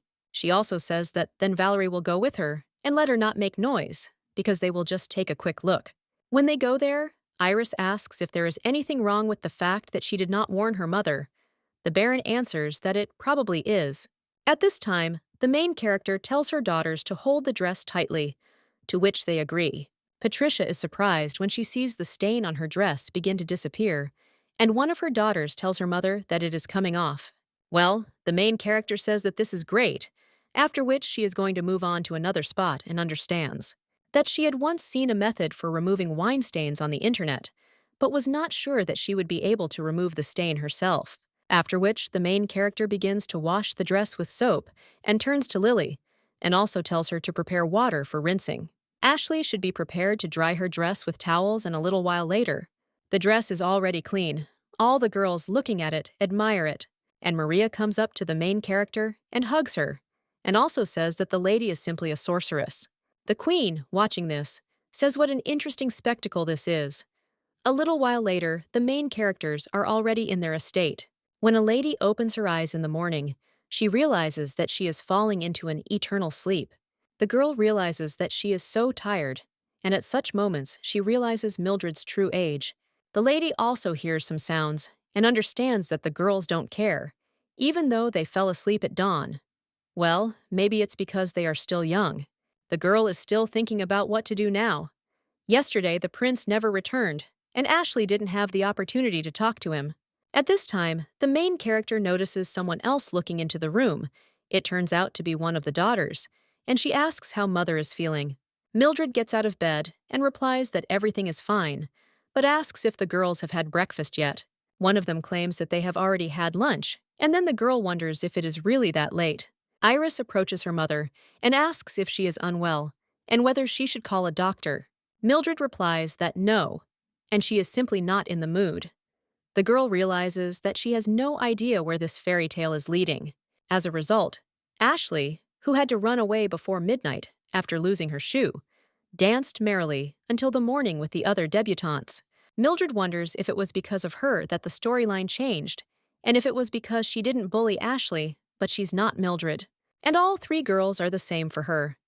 Iris at this time asks her mother if she is hungry and if she should bring her anything. Mildred answers that she is not, and that she does not need anything. The lady realizes that she is so anxious that she cannot think about food. Then one of the ladies tells Mother to rest. She also helps her get comfortable. Their main character thinks that she doesn't even know whose daughters they are. but they are demanding. Mildred realizes that maybe the fairy godmother didn't show up because she and the girls didn't ruin Ashley's dress, which is why the prince didn't ask her to dance. Well, then the main character suddenly comes into shock and thinks that maybe this is not a fairy tale at all. Of course, she thought that Ashley was Cinderella and Mildred was her stepmother, because this is a very popular story about a beautiful girl who lost her mother at an early age. The story of how her father married for the second time and how her stepmother abused her. Mildred understands that anyone would say that it was Cinderella. And besides, when she woke up in her stepmother's body, well, at that very moment, someone turns to the lady, and it turns out to be Ashley. Yes, the main character asks what happened, and the girl only sadly wonders if it's all because of her. Mildred asks if she really broke something again, and the lady, with tears in her eyes, replies that she is wrong, and the main character thinks what she could have done that she is crying so bitterly. Ashley claims that it is because of her that her mother is in a bad mood. Mildred, shocked, asks what she is talking about, but the lady is only interested in what she needs to do to make her mother feel better. The girl also claims that next time she will not go to a social event. Mildred, shocked, tells the lady to wait and asks what she is talking about. Ashley looks at her mother, all tearful, and then says that she was upset because of Togo, that she was asked to dance more often than others. The main character understands that Ashley thinks that she is upset because of this. Of course, the girl was invited more often than the others, but they all danced quite often.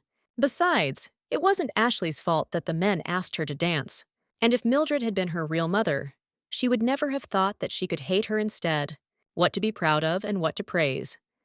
After which, the main character tells Ashley to come to her. She thinks she's beginning to understand how Ashley felt while living in this house, so now she tells the child to come to her with a smile on her face. Cinderella immediately goes to her mother, and then he hugs her. The main character understands that, because of this, her heart is breaking with pain. Mildred turns to Ashley and says that she is very glad that she was often asked to dance. This has nothing to do with her sisters, because they also danced a lot, so let the girl not think that she could be upset because she was invited more often than her sisters. And she, on the contrary, is proud of Ashley. The girl then starts crying again. The main character understands that now her world is not too big, and it consists of her, Iris, Lily, and their home. Well, beyond this world, there is another world where girls have to get married and leave their home. But for a girl who has just turned 17, it is still difficult to leave her home, even though she doesn't like it. Everything is not easy at all, and she wants to provide her, Iris, and Lily with a better future than that, which the real Mildred could provide them with. Luckily, there is one person Ashley can rely on, and that is the person who will save her. That is, the prince. At this time, someone else enters the room. It turns out to be Iris. The girl sees what is happening there, carefully places a tray with water and a glass on the table. The main character understands that she will need to thank her later. And when Iris leaves, the girl turns to Ashley again and says that perhaps she is not as good as her real mother. Ashley replies that this is not true at all, and the main character wipes away her tears and wonders if the girl still has memories of her mother, whom she lost at the age of 5. The brunette claims that the lady may be uncomfortable with her, but the girl then screams that she is not uncomfortable. She says the last word more quietly, and the main character sighs, and also states that she believes that everyone in the family should fulfill their responsibilities, and someday they will get married, and also create their own families, have children, and gradually move away from each other. Ashley claims that she doesn't want to get married, and the main character thinks that she does. If the girl really is not Cinderella, then she does not know what she really thinks and dreams about, doesn't know what abilities and talents she's endowed with. Mildred claims that's not bad either, but she should think about it again after a couple of balls. Mildred realizes that she may change her mind after meeting the prince and thinks that she will be sad if she falls in love and wants to get married quickly. At this point, the blonde asks if this means that they now have to attend all dinner parties, and the main character replies that only if she wants it. Ashley then asks her mother if she's happy that she's going out into the world, and the main character replies that she doesn't have to go if she doesn't want to, but she wants the girl to meet many different people there, because in this way, she will broaden her horizons and her world will become bigger. Mildred realizes that Ashley's world cannot consist of just her, Iris, and Lily for eternity. Sometimes, in order to coexist in society, people have to do things they don't like. Well, then, the main character also wonders what she was thinking about until Ashley came. But at that moment, they hear someone knocking, and Ashley claims that it seems like someone has come. Mildred says that it is okay, and let her leave it to her sisters. The main character also wipes away her daughter's tears, and asks her what to do with her tear-stained eyes. The girl then only blushes and hugs Mildred. But at that very moment, someone cries out to her mother, and claims that a man from the palace has arrived. The main character immediately gets up and asks if he is from the palace, and also wonders who he is and why he came. Lily replies that he brought a letter for his mother. Mildred, shocked, asks if this is for her, and a little while later she comes out into the living room. But she only sees Baron Walford there and greets him. Mildred thinks that the girls said that they came from the palace. At this time, the Baron greets the miss and asks if she will allow him to kiss her, to which the man agrees, and the guy takes her hand to kiss. When the main characters take their hand away and realize that she forgot to put on gloves, he claims that the girl said that he arrived from the palace. Daniel replies that everything is correct, because today he is able to leave the palace. After which, the guy takes out a letter and claims that he brought an invitation for her. Mildred asks if he is going to invite her to a party he is hosting. The man replies that he will be happy to invite her in the future if he has such an opportunity. The main character smiles and says that of course, and she also believes that he will have such an opportunity. Well, when the main character looks at the letter, she thinks, is it really not signed? The lady also wonders how she can then understand who it is from, and whether Daniel looks like the kind of person who would deliver ordinary invitations. Then Mildred looks at Ashley and thinks that maybe the prince sent it. Well, when the main character finds the letter, he sees that it is from the Dowager Queen and is shocked. Daniel replies that yes, and it is an invitation from Her Majesty. Mildred claims that she sees, but is this really an invitation to tea? The Baron says that she can refuse if the lady is uncomfortable, but the main character asks if he is really saying that she can refuse an invitation from the mother of the ruling monarch. Daniel replies that yes, and if she is uncomfortable, then nothing can be done. Mildred looks at the guy and wonders if he is joking now or is absolutely serious. The guy claims that it is a great honor to receive an invitation to tea from the Dowager Queen herself. He recommends the lady to accept it for herself. Mildred then asks when it will take place, and the guy replies that he will come for her in a week. Mildred asks if he will personally accompany her, and the man only winks and claims that he would be happy to do so. The main character wonders if the queen also ordered him to wink, and if he is a scary person. At this time, Lily turns to the Baron and asks if he is busy now. The man replies that he is not, and asks what the matter is. The girl claims that she is curious about something about the painting in their house, and asks if it would be difficult for him to look at it once. The girl also asks her mother if she can show the Baron the painting, but she is only interested in whether the girl has finished all her work. Lily replies that yes, and the dress can be finished before bed, after which the main character agrees and says that since the Baron is not busy, then it's possible. The girl understands that if there was a real Mildred there, she would have forced the girls to do traditional embroidery. But now they are sewing a dress for a new outing, and of course, Dabina helps them a little. Luckily, the girls are familiar with the basics of sewing, and thanks to this, they can save money. The Baron turns to Mildred at this time and offers to go with them. A little while later, they are already there. Lily claims that the artist has a very unusual style, and no matter how much she looks at the painting, she still thinks that it was painted by Kyle. The guy replies that she is right, because he also thought that it could belong to Kyle's brush, or the lady asks if this is true.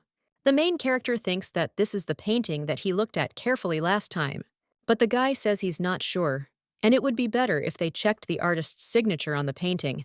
Lily enthusiastically agrees. At this time, the Baron turns to Mrs. Mildred and asks if she will allow him to check.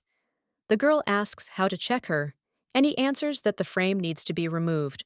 Mildred wonders if he's really going to take down such a large frame, and the guy says that if she doesn't mind, he'd prefer to take the painting with him for inspection. Mildred asks if it's really that serious, and the guy replies that yes, Kyle is quite a mysterious artist. They only know his name, and there is no information about where he lived and where he learned to draw like that.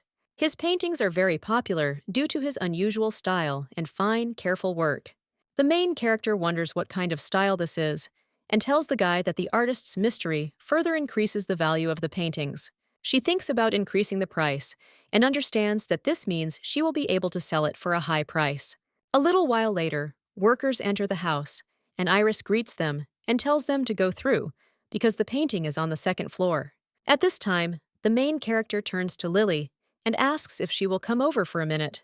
When the lady does so, Mildred asks if she can leave a mark on the painting that will be known only to them. The girl asks if it is really necessary to put a mark on the painting, and the main character answers that yes, but not on the frame, but on the canvas itself. Lily asks what kind of mark to leave, and the main character replies that something invisible so that they can easily remove the marks. The girl claims that it is not difficult, after which she looks for something in her pocket and claims that he was somewhere there. The lady takes a pencil out of her pocket, and the main character wonders if she really carries it with her all the time. Mildred says it's dangerous to keep sharp objects in your pocket, so let her make a cap for the pencil, or uses a pen cap. Lily just smiles and then brings the pencil to the painting and makes a few strokes, after which he claims that everything is ready. The main character asks what she wrote. The lady replies that the name. At this time, the workers go up to the second floor, and the girl hides the pencil. When the workers are already loading the painting into the carriage, and someone hands the lady a document, then the main character realizes that everything is more serious than she thought.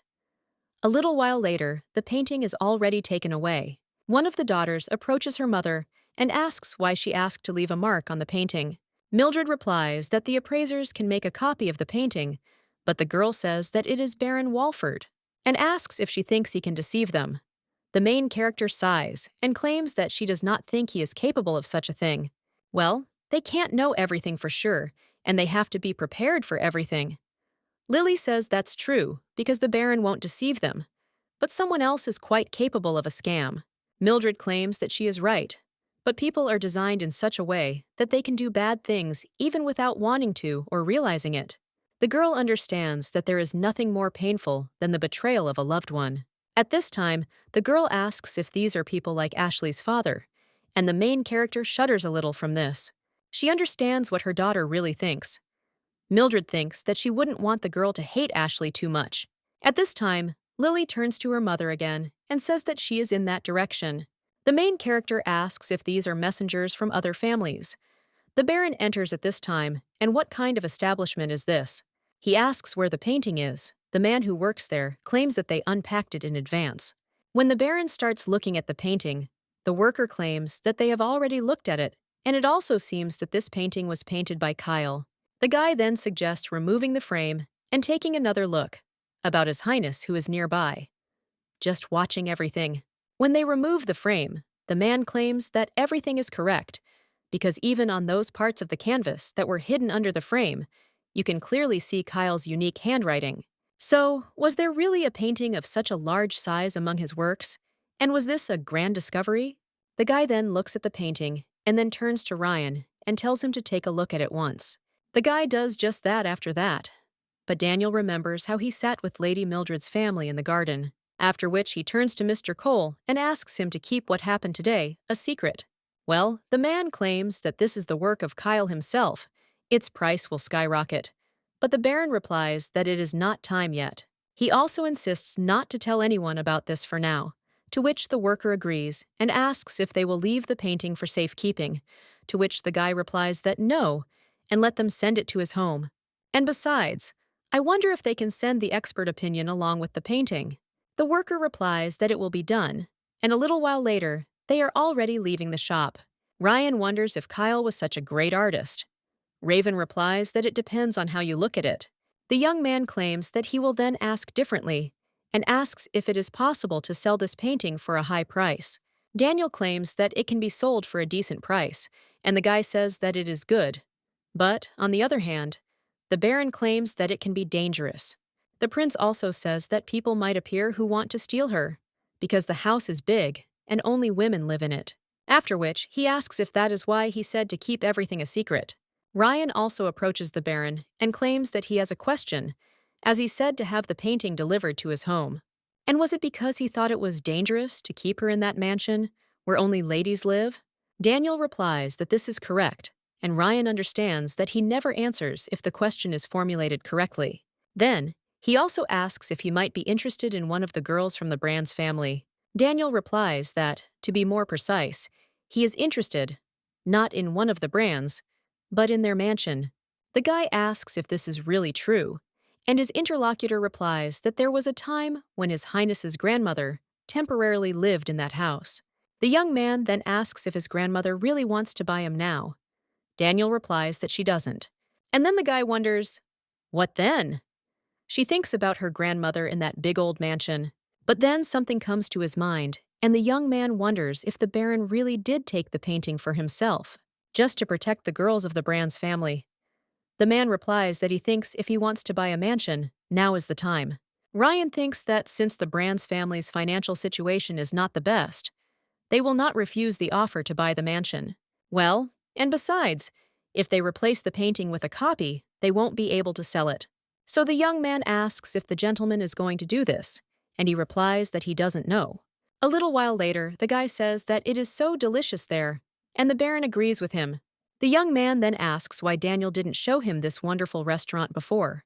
The man understands that in the fairy tale fountain, there are many dishes that are difficult to find in their country, but he does not think that the slightly earthly, unfamiliar food will suit his taste. The prince doesn't even want to touch the food sold in street eateries. At this time, the young man turns to the Baron and asks if he has visited that house since their last visit. The man replies that yes, and he was there yesterday, and the young man swallows and asks how they are. Daniel asks what he's talking about, and the guy replies that he's talking about the ladies who live there, and they didn't think anything strange when he left unexpectedly. Baroon claims that since they were talking about it, Miss Iris Brands was wondering if Ryan had come to the ball. After this, the guy wimpily asks who she gave her first dance to. The Baron smiles and claims that she danced with her uncle, Count Murphy, after which the young man sighs and says that the Count was definitely there. Ryan also says that he does not have the opportunity to dance with Iris during the ball. Daniel asks why, and the young man replies that if he approaches the world, then she and everyone around her will immediately recognize him, and then Iris will understand who he really is. Daniel asks if she can't know about it, after which he even suggests the guy to go. A little while later, they are already on the street. Ryan wonders if there is magic that will allow only those close to him to see his true face, but the Baron wonders if it is worth resorting to magic for this. The young man then asks if he wants to tell, that you can just order everyone to pretend they don't know who he is, and the Baron smirks. He also wonders if His Highness really wants to resort to magic to dance with Miss Brands, after which the young man becomes embarrassed and replies that he does not at all. At that moment, someone bumps into the Baron and then apologizes. The young man then says that they just won't think something strange about Rihanna.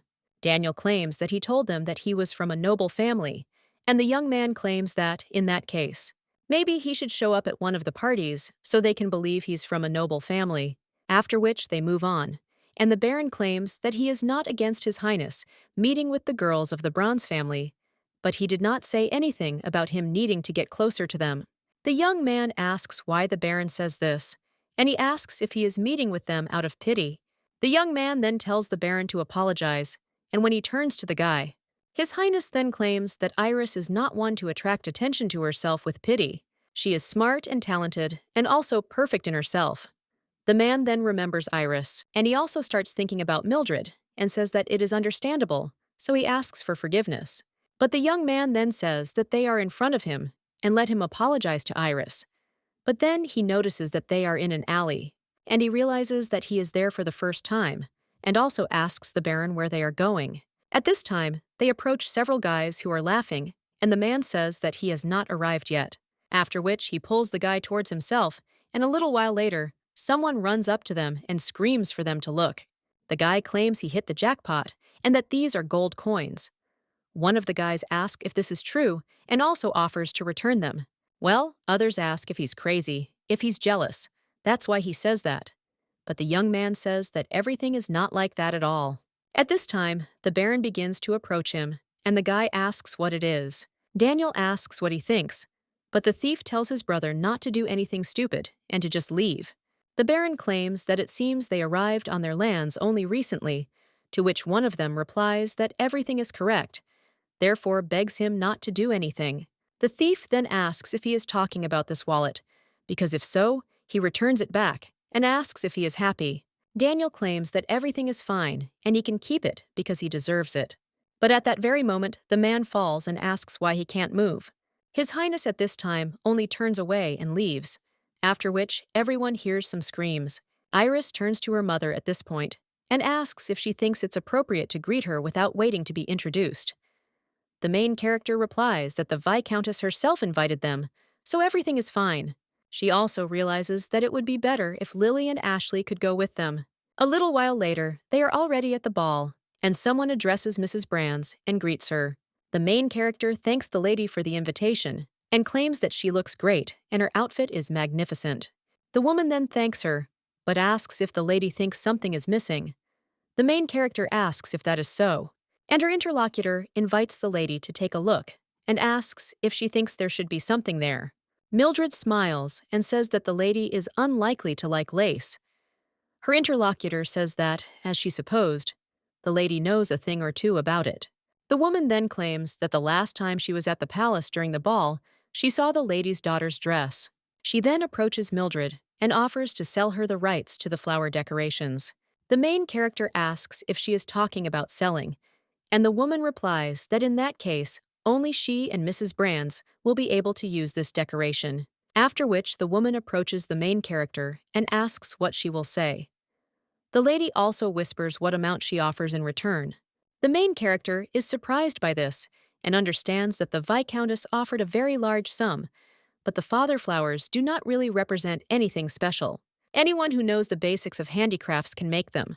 But what seems like a trifle to her, it may be of great value in one world, and for some reason, the lady was suddenly overcome with fear. The main character thinks what else she might know, but at that very moment, one of the daughters turns to their mother.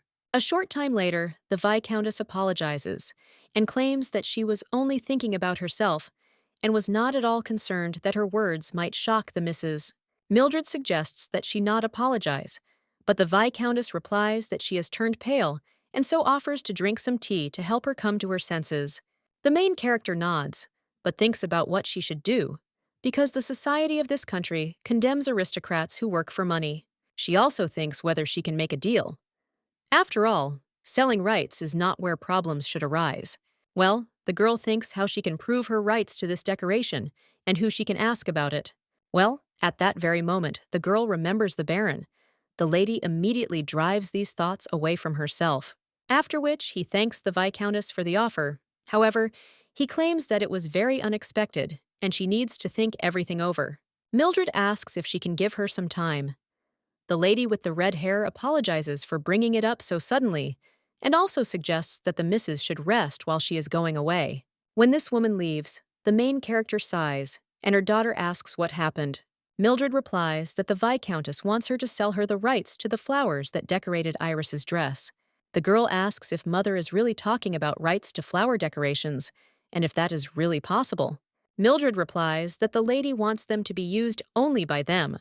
But Iris claims that they are very easy to make, and the main character says that, nevertheless, only they know how to make them. The lady's daughter asks if they will be paid for the deal, and the main character replies that of course, after which she names the amount.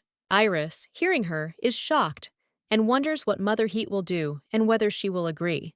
Mildred understands that it would be lying if it said it didn't need the money, but it's not that simple. The woman claims that problems may arise if they sell the rights to the jewelry and other people start making it, and those who had the hint will quickly figure out the secret of their creation, because it is very simple. Iris says that in this case you need to think realistically, and the main character suggests that she not worry, because there is another way. Lily is in the mansion at this time and suddenly says that she is hungry.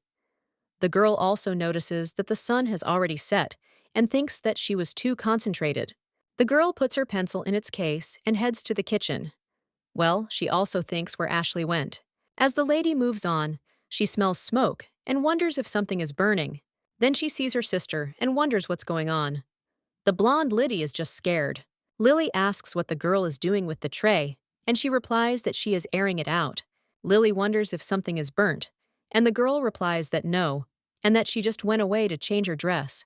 Lily looks at the burnt bread, and then realizes that there is nothing she can do about it. She suggests cutting off the burnt part, and then it will be possible to eat. The girl also asks if they have anything else about her interlocutor answers that onions and ham. Lily suggests bringing them because they can eat them together with bread. A little while later, the girl is already cutting the ham and also offers to cut off 2 pieces. Ashley asks if that's really possible, but her sister wonders what happened with Togo 5, and sister won't be back until after dinner. After which, the girl cuts 2 pieces each, and they head off to dine. 2 ladies carry food from the cutlery to the greenhouse. Ashley asks if her sister thinks they can eat there. The girl replies that they will eat and clean everything before mother and sister arrive. The girl also shows that she grabbed some lemonade, and when she pours it into glasses, to propose a drink for mother and sister to return late. He adds about his thoughts that also for her to be able to draw to her heart's content after the train. Ashley looks at her sister at this time and realizes that she wanted to treat Lily because she was so focused on drawing. Well, the girl almost cries and wonders why she can't even do this. She also understands that it is very embarrassing. Lily notices the expression on her sister's face and asks what happened. The girl replies that nothing and asks if the bread smells burnt. Lily replies that no, and everything is fine, and also that it is delicious. The lady with the blonde hair claims that it got burnt, but her sister says that everything is fine and asks what is wrong with it, because the burnt part can just be cut off. And besides, if she cooked, they would sit down to dinner very late. Ashley timidly answers that indeed, and when she tries the bread, she says it's delicious. The girl also looks at the glass roof, and she tells her sister that this is her first time eating in the greenhouse. Lily asks if this is true, and what about her childhood. Her interlocutor replies that she hardly ever went there as a child, but Lily claims that this is a greenhouse in her house. But the girl understands that her father was very rarely at home. The lady also remembers how her father married Mildred and how she was disliked. Lily brings the girl out of her thoughts and says that he probably locked the greenhouse, and her mother didn't have much interest in plants. Lily then asks what Ashley's real mother was like. The blonde replies that she doesn't remember well, but her interlocutor wonders if the girl didn't keep a portrait of her mother, and before she thought that the girl was deliberately hiding him from them. Ashley thinks about her mother and understands that until last year. She prayed that her mother would stop hating her and thought that she didn't love her because she was different from her sisters. Well, now mother has changed a lot, and it's like a dream. Ashley wonders if mother hates her and if she likes her. The blonde wants her to love her. A little while later, the main character runs into one of the rooms. She turns to Mr. Walford and asks which fabric is the best. The guy then greets her, and the main character realizes that she just ran into the room and then greets Mr. Walford. The Baron claims that he thought the lady might need help, so he arrived early. Mildred replies that he is just in time, and she really does need his help. The girl places 2 fabrics on a chair and asks which one is better. Mildred states that she wanted to wear a skirt with a fresh floral pattern, but it seems that it is too bright for tea drinking, and it is probably better to choose a simple one. So the girl asks him how, because she thinks that it is best suited to appear with dignity before the Dowager Queen, but she is also afraid that it will be too boring. Mildred realizes that the floral pattern is too flashy, and it's an unusual tea party for a fat queen, so she doesn't even know what's acceptable and what's not. The Baron says everything is fine, or Letty asks if he thinks the floral pattern won't work. Daniel replies that no, and the missus is beautiful in any outfit. The girl understands that he is constantly flattering her, and the guy asks if she is really already wearing formal clothes on top. The main character replies that yes, and the guy claims that in that case, he thinks the purple skirt would suit him better, but Mildred asks if it's too flashy. The Baron replies that the only thing that catches the eye there is Mrs. or smile. Well, the main character understands that he is up to his old tricks again. The lady is also going to leave for another room, and he claims that she will quickly change and come. A little while later, They are already riding in a carriage. Mildred asks what the Baron was thinking about before they got into the carriage. The girl also understands that he was clearly talking about something with Lily. Well, the man replies that it is a secret. Mildred said that she was Lily's mother and should know if it concerned her daughter. The Baron replies that the lady is right and he was going to tell her, but for now it is a secret. The woman asks why, and her interlocutor replies that he has not yet decided whether to fulfill Miss Lily's request or not. Mildred asks if her daughter really asked him for something, and the Baron replies that she approached him with a very small request. The main character asks if he can do it, and the guy replies that it's also a secret. When the girl leans on his back, he claims that he has too many secrets, and the guy claims that when talking about secrets, he remembered that the verification of the painting had already been completed. The main character wonders if this is true, and understands that she initially did not find it and did not expect it. But Lily said she saw an article in the newspaper that said Kyle's paintings were up for auction, and she thought how good Kyle was that they mentioned it in the newspaper. It's unlikely that they had a painting like that in their house. Daniel replies that he examined the painting himself and also conducted an examination at the auction house to obtain a written certificate. The main character says that he shouldn't have bothered so much with the guy, and he replies that it's a mandatory procedure. And for greater safety, he sent the painting to be stored in his home. The main character says that this is normal, but then he understands the whole situation and asks if the painting is really that expensive. The man replies that it is Kyle's work, and he asks if he didn't say that his paintings are highly valued. The main character replies that he said it, but she wasn't sure it was genuine. Daniel replies that it is indeed an original, and he thinks the price will be high. The main character thinks that it turns out that this is not a fake, but they say that Kyle did not have such large-scale paintings. That's why the girl wonders whether an artist known for his small works would paint such a large picture. The guy replies that he could have drawn her to order, and the main character understands what it means that he, like other artists, could have had a patron. The man claims that this is why he and the expert assume that there may be other works of his in her house. It is possible that one of the previous owners of the mansion was Kyle's patron, and if so, a big discovery awaits them. He will also be grateful if the lady allows him to look at the paintings in her mansion again. The main character realizes that this is a truly amazing discovery and claims that Mr. Walford really loves art. But the guy asks if not everyone loves to look at beautiful things, after which he looks at the lady and also claims that it seems they have arrived.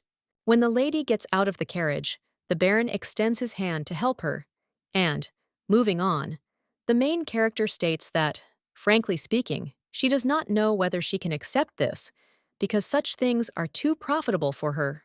The guy then claims that this discovery is beneficial not only for her, because he will be mentioned as the person who made it, and he hopes that if the missus decides to sell the painting, she will do it with his appraiser.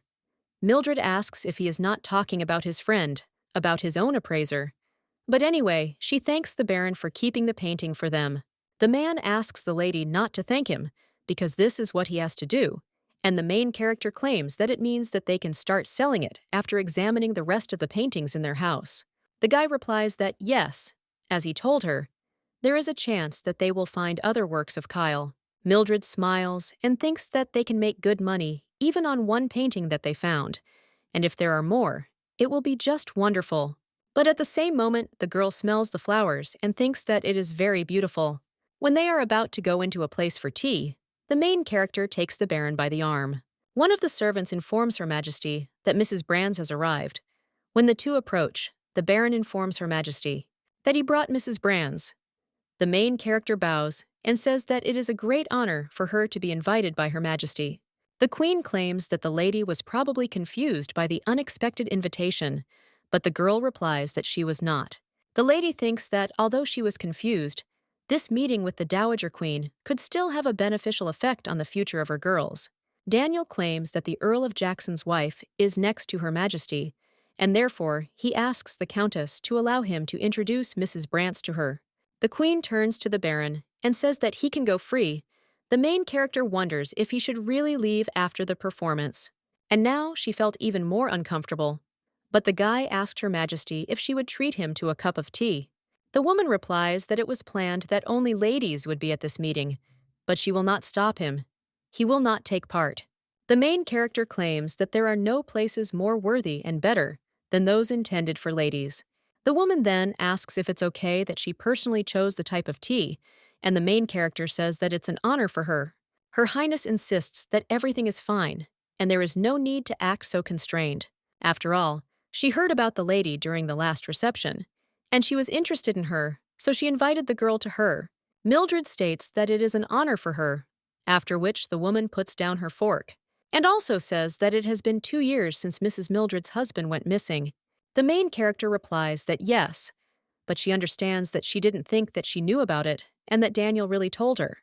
The queen says it must have been hard for the lady to be without her husband for these 2 years. She has raised beautiful daughters on her own, and that is commendable.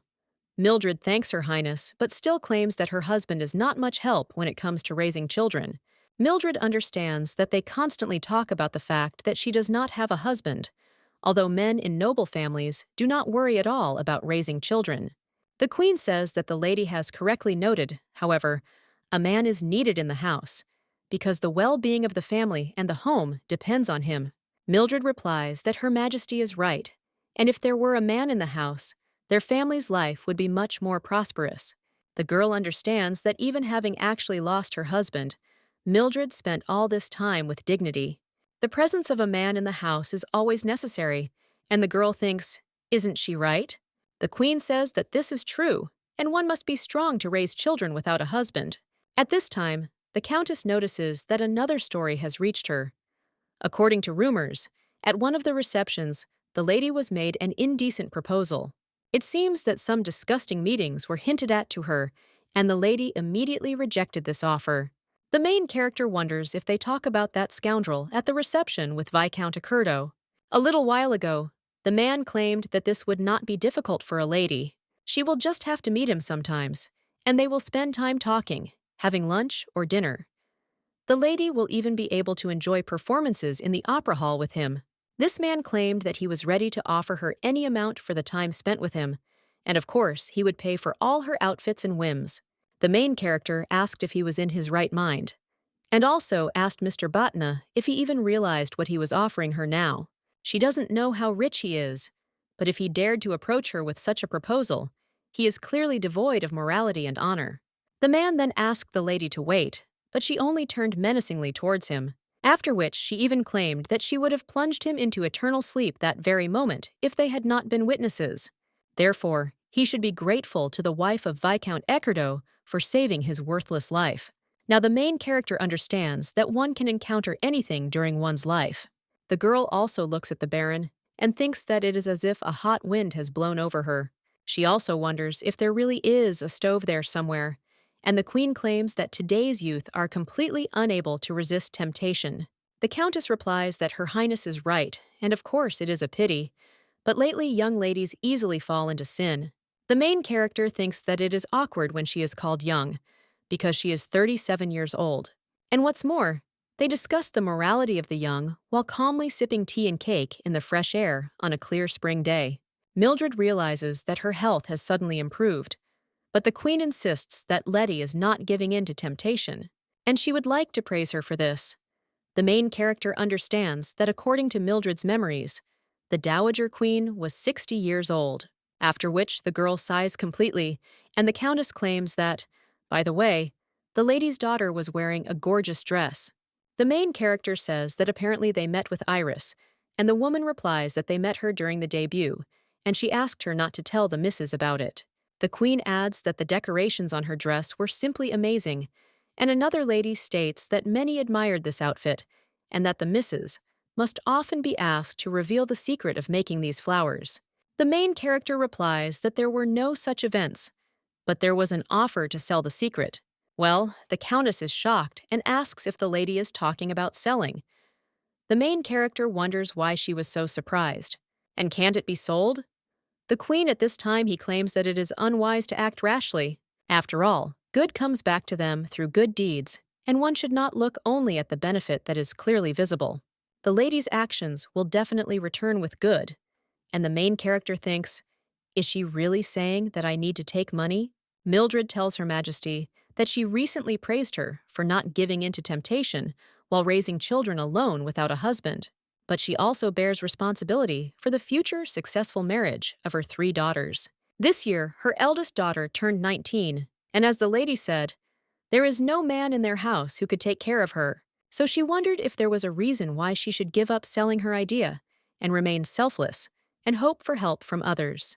The main character realizes that, unlike Ashley, Iris and Lily do not have a godmother who could help them. And besides, they are in a difficult financial situation, so the girl thinks about this damn Fred. The queen replies that when they do good deeds, the heavens themselves help them. Well, the main character thinks that she is so naive. Daniel was right, and she thought that the Dowager Queen who believed in love, given by fate itself, was a romantic by nature. But she turned out to be simply naive. The girl understands that perhaps for the Dowager Queen, this is in the order of things, but she still asks if it would be an act of kindness if she simply shared what she had with others. Mildred understands that this is not kindness, and that kindness is done in a completely different way. This woman is like a preacher who once misunderstood the essence of kindness. He tries to convey to her his idea of the truth, but the girl thinks the same thing. Isn't she being too bold with the Dowager Queen?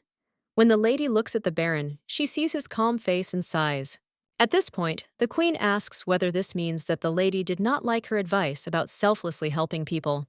The main character answers Her Highness that this is not so, and she is simply curious when such a kind person, as she said, will appear before her and help her. Mildred understands that she is not the only one who can help everyone, and that people should help each other. At this time, the woman wonders if this is why the lady is not going to share the secret of creating jewelry. Mildred replies that if the queen wishes, she can reveal this secret to her. However, she also tells Her Majesty that her children have almost nothing, and for the sake of a decent future, they need to use everything they have to somehow stand out in society. After which she even asks if Her Majesty and Lady Valerie really want to know how to make flowers. The Baron can't help but laugh after this, but pretends to cough. The Countess asks from there what happened, and Daniel just apologizes and asks them to continue the conversation. The main character wonders if he really did it again, and she knows that he is laughing now. The Queen at this time wonders if the lady had said that she was going to sell the secret of their creation. Well, she answers the girls that the lady told her not to do this, and she thought she would order new dresses for the girls after receiving the money. The Baron then realized, looked at the lady and smiled, and also tried to calm down. The Queen at this time says that she heard that the lady's father was an earl, and says that since she is from a noble family, the lady should not show love for money. The main character smiles and tells Her Majesty that it may seem ridiculous, but she refused the indecent offer, not because she is such a highly moral person, because she can also say that the man here was not to her taste. And she refused him first of all because it could have a bad effect on the future of her children. The girl thinks that she doesn't know whether to say it or not. Well, then she claims that she recently said that young ladies are easily tempted. But has Her Majesty ever wondered why this is actually happening? The Countess at that moment cries out, "How dare a lady lecture Her Majesty, and the rebuke is unheard of insolence." And the main character understands that if she were her former self from her past life, she would probably be of the same opinion as them. But this is not the world she lived in. In this country, girls of noble birth have no opportunity to earn money. Aristocratic women deprived of male support are doomed to perish. And to get out of this situation, they have to enter into alliances with rich men. From her point of view, many people in this country behave unreasonably, and the girl thinks why she ended up in Mildred's body and why she is there. A little while later, the main character tells Daniel that he must have had a hard time because of her. The guy tells Miss that not at all, but the main character claims that it seemed to her that his godmother was not in a good mood at the end. The Baron claims that everything is not quite as she thought, and, on the contrary, he would like to ask the lady if her mood has worsened.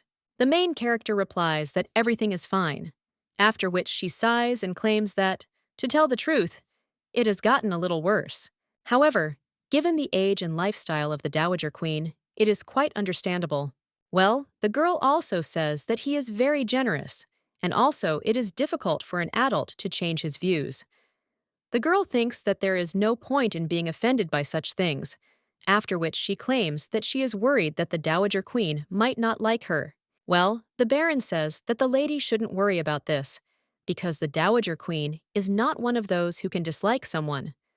Mildred claims that he says this because she is his godmother, and the girl asks if she will arrange for her and her daughters not to be invited to social events. The Baron replies that in that case he will invite the lady, and is most importantly extremely interested in whether this is normal. And also what if Her Majesty is against it? But the guy replies that he doesn't think she will be against it. But even if she is, oh, he will side with Mrs. Mildred. The main character then smiles and thanks the Baron for his kind words. Her Majesty at this time sits in her room and then turns to Countess Miranda. The woman answers, and the Queen tells her to answer honestly. What would she do if she lost her husband and had no son? And how would she live then? The Countess distinguishes that she believes in such a situation with Her Highness to take care of her. Well, the woman says that the lady should imagine that she is not there either, and that there is no one who could take care of her and help her. The woman then freezes and asks if Her Majesty really means that if she had not given birth to a son and lost her husband, then there would not be a single man in her family. Her interlocutor replies that this is true, and there would be no person who could help her. The woman claims that in this case she will marry another man who could provide for her and head their family. Well then, the Queen asks, what if she can't get married, and let's say the lady is no longer young, and she has many daughters, and also no man wants to take her as a wife. The girl then tells Her Majesty that in that case she has absolutely no idea how she should live. But the Queen wonders what if in such a situation she has the ability to sew magnificent dresses, and will she sell them? The Countess then tells Her Majesty that if she does so, no one will want to communicate with her. The woman smiles and crowns that I will wrap up, because no matter what the situation, they should not show weakness and lose pride. The Queen understands that everything she has now was given to her through the suffering she had to endure, and she did the right thing. The Countess at this time tells Her Majesty that it is true, and that if she finds herself in a very sad situation, then it would be better for her to plunge into eternal sleep. The woman is shocked by this, at which time another countess turns to Her Majesty and asks if she should make some tea, to which she replies that yes, she wants something sweet. After which she also turns to Miranda, and she claims that she wants to meet again with Mrs. Brands who arrived today. The lady wonders if she is talking about that impudent person, and the woman slurps, and also says that the girl should bring her so that no one notices, because only they should know about this, to which the Countess agrees. A little while later, she already arrives at the estate of the main character, and when the girl comes out, she asks if she is Mrs. Mildred Brands. Lydia answers that it is she. Well, she is interested in what is the matter. The Countess replies that she has arrived from the palace, and her name is Miranda Byrne, and that the lady is also looking for the pestering queen. A little while later, they are already heading in a carriage, and the main character wonders if people will tell her the reason why Her Majesty is secretly calling her. The Countess replies that she is merely carrying out Her Majesty's will, and Mildred understands that she quickly got ready and said goodbye to the children. Well, she taught the girls not to go alone, and to stick together if they were going somewhere, and to always give notice when leaving. Of course, she should also follow these rules. Well, the woman claimed that the Dowager Queen had secretly summoned her to the palace, and if she didn't return by tomorrow, they were to contact Baron Walford. The girl wonders if she relies too much on Daniel, and he has already helped them many times. Well then, the girl thinks, does he really like that one and that one of her girls? When the main character arrives at the estate, the Countess escorts her. The main character, following her, notices that they even have a special secret passage for organizing secret meetings. When the girl enters the room to Her Majesty, she greets her. She also claims that she prepared tea in advance, but it has cooled down a little. Mildred, sitting in front of the Queen, realizes that she thought she would be put off by the insolence she showed last time, but she even prepared tea. The main character wonders if there is something mixed in it. The Countess at this time turns to Her Majesty and asks if it is worth brewing fresh tea, but the woman replies that it is not worth it. The main character then sighs and thinks that she can have a drink, but the Queen says that first she wants to apologize. Last time she was too picky and also not very generous and treated the lady rudely. Therefore, she asks her to forgive her for this. The main character asks what Her Majesty is talking about and what forgiveness. because she has the right to say what she considers necessary. However, the girl thinks that, if she had chickened out and given in then, now I would have shared unique information without receiving anything in return, and would have asked for forgiveness from Her Majesty for not immediately doing as she said. She also thinks that it is true that the queen behaved rudely while eating comfortably, but she knows that every ruler can easily admit his mistake. The queen argues that even if she has the right, it does not mean that she should say so. She also looks at the countess, who bows and then leaves. The main character understands that now the conversation is truly secret. The empress asks the lady to tell her what she needs. She understands that her situation is not easy, and for this reason, she could not accept her offer last time. So let the lady just say, and if she needs something, then she will present it to her as a change. The main character asks if Her Majesty will give her what she needs, and the woman replies that it is true. Mildred wonders if it can be anything, and her interlocutor replies that everything is within reason. In this case, the main character asks Her Majesty to support her. The woman asks if she is talking about support, and the lady replies that she is, and let the lady support her in all the affairs that she will start. The lady understands that she was looking for an opportunity to do business in high society one way or another. You need to open a business to make money, and if you open it, you will have to leave high society. But if she leaves there, she won't be able to do anything for her children, and the girl thinks what kind of vicious circle this is. The empress then agrees, stating that before making a decision, she would like to know the lady's intentions. The main character then smiles and agrees, and also tells Her Highness about it.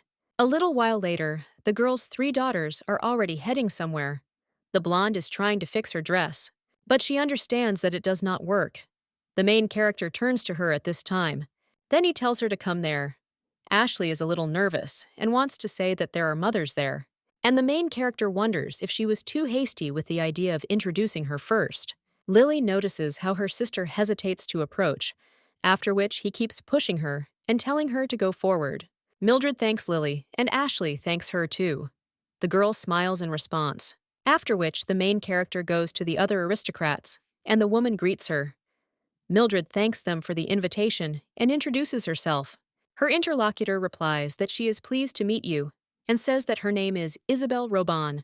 Mildred realizes that Isabel is the wife of the Marquise of Robon, and the reason she accepted the invitation and brought Ashley there is because Isabel is the Queen's senior lady-in-waiting and the closest person to the royal family. The main character asks the tar to introduce her daughters to them and then introduces them. Mildred realizes that maybe thanks to them, she can help Ashley meet the prince. The girl also realizes that it seems she wants too much, but Cinderella must meet the prince. She also wonders where the fairy godmother went. At this time, the Marquise introduces her husband, and the main character says that she is glad to meet him. Her name is Millard Brantz, and she is also the younger sister of Count Murphy.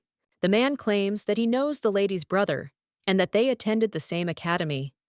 The main character imagines this, and then claims that she remembers, and that he was a year older than her brother. The Marquis wonders if the lady knows him too, and the girl replies that she saw him when her brother entered the academy, but she did not have the opportunity to greet him. The lady remembers how she sat in the carriage, feeling not very well, while her brother was sent to the academy. Now the girl understands that she has Mildred's memories, and this is her melancholy. The other lady at this time says that if she knew about their connection, she would have certainly invited the lady earlier. The main character smiles in response to this, and then claims that they will see each other later. The main character also turns to her daughters and tells them to come through, to which they agree. After which they see another aristocrat as sons, and they all turn their attention to Ashley. And the main character understands that for the most part, men and noble families are exactly like that.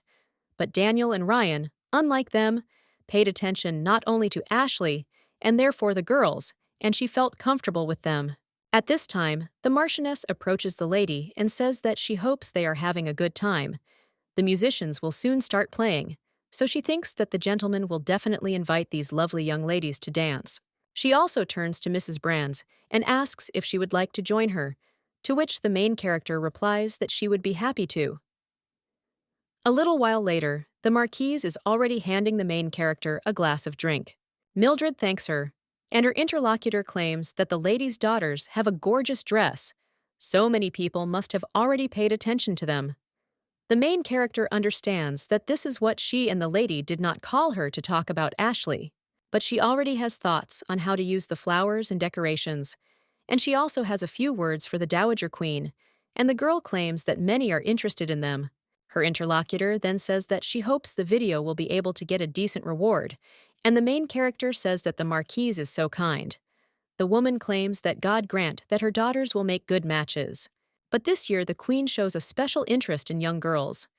Mildred wonders if she is talking about interest, or if she might be hinting that she will help with her children's marriage if she transfers the right to jewelry to her. The main character understands that she is always glad of interest. Well, at that very moment, someone comes up to them and says that this is where the Marquise is. The woman then turns around and says that this is Mr. Casey. The guy bows and thanks the Marquise for the invitation, but she claims that she thought he wouldn't come and thanks him for not forgetting about them. The man asks how he could miss their reception, but the Marquise turns to Mrs. Brands and says that she will introduce them to each other. The woman says that Mr. Douglas Casey is in front of her. He is the son of the Marquis Casey, and coincidentally, the fencing teacher of His Highness. After which, the Marquis introduces him to Mrs. Mildred Brands, and the main character thinks, what kind of world is this? She also hopes that they chose the teacher, not by his appearance. This man is a handsome man, but he is not quite up to Daniel. The Marquise at this time says that this Mr. is her favorite gentleman, and of course, not in a romantic sense. After which, the guy with red hair wants to go, "Good evening, evening," and claims that he is at her service. Palm also takes the lady's hand, and the main character is a little surprised by this. After he kisses her, he says that he is glad to meet her, and the lady replies that she is too, and also understands that she is too used to Daniel's politeness, and the girl thinks that they usually do this without permission. Casey, at this point, apologizes and claims that he is not very experienced in social life and knows little about ladies. The main character claims that she is the sister of Earl Murphy, and her children debuted this year. The Marchioness adds that Mrs. Brants has 3 charming daughters, after which she asks Mrs. Brants if she would like to introduce her daughters to Mr. Casey. The man replies that it would be an honor for him to meet her daughters, and then the main character offers to follow her. A little while later, she introduces her daughters, and the man says that he is pleased to meet them, after which he introduces himself.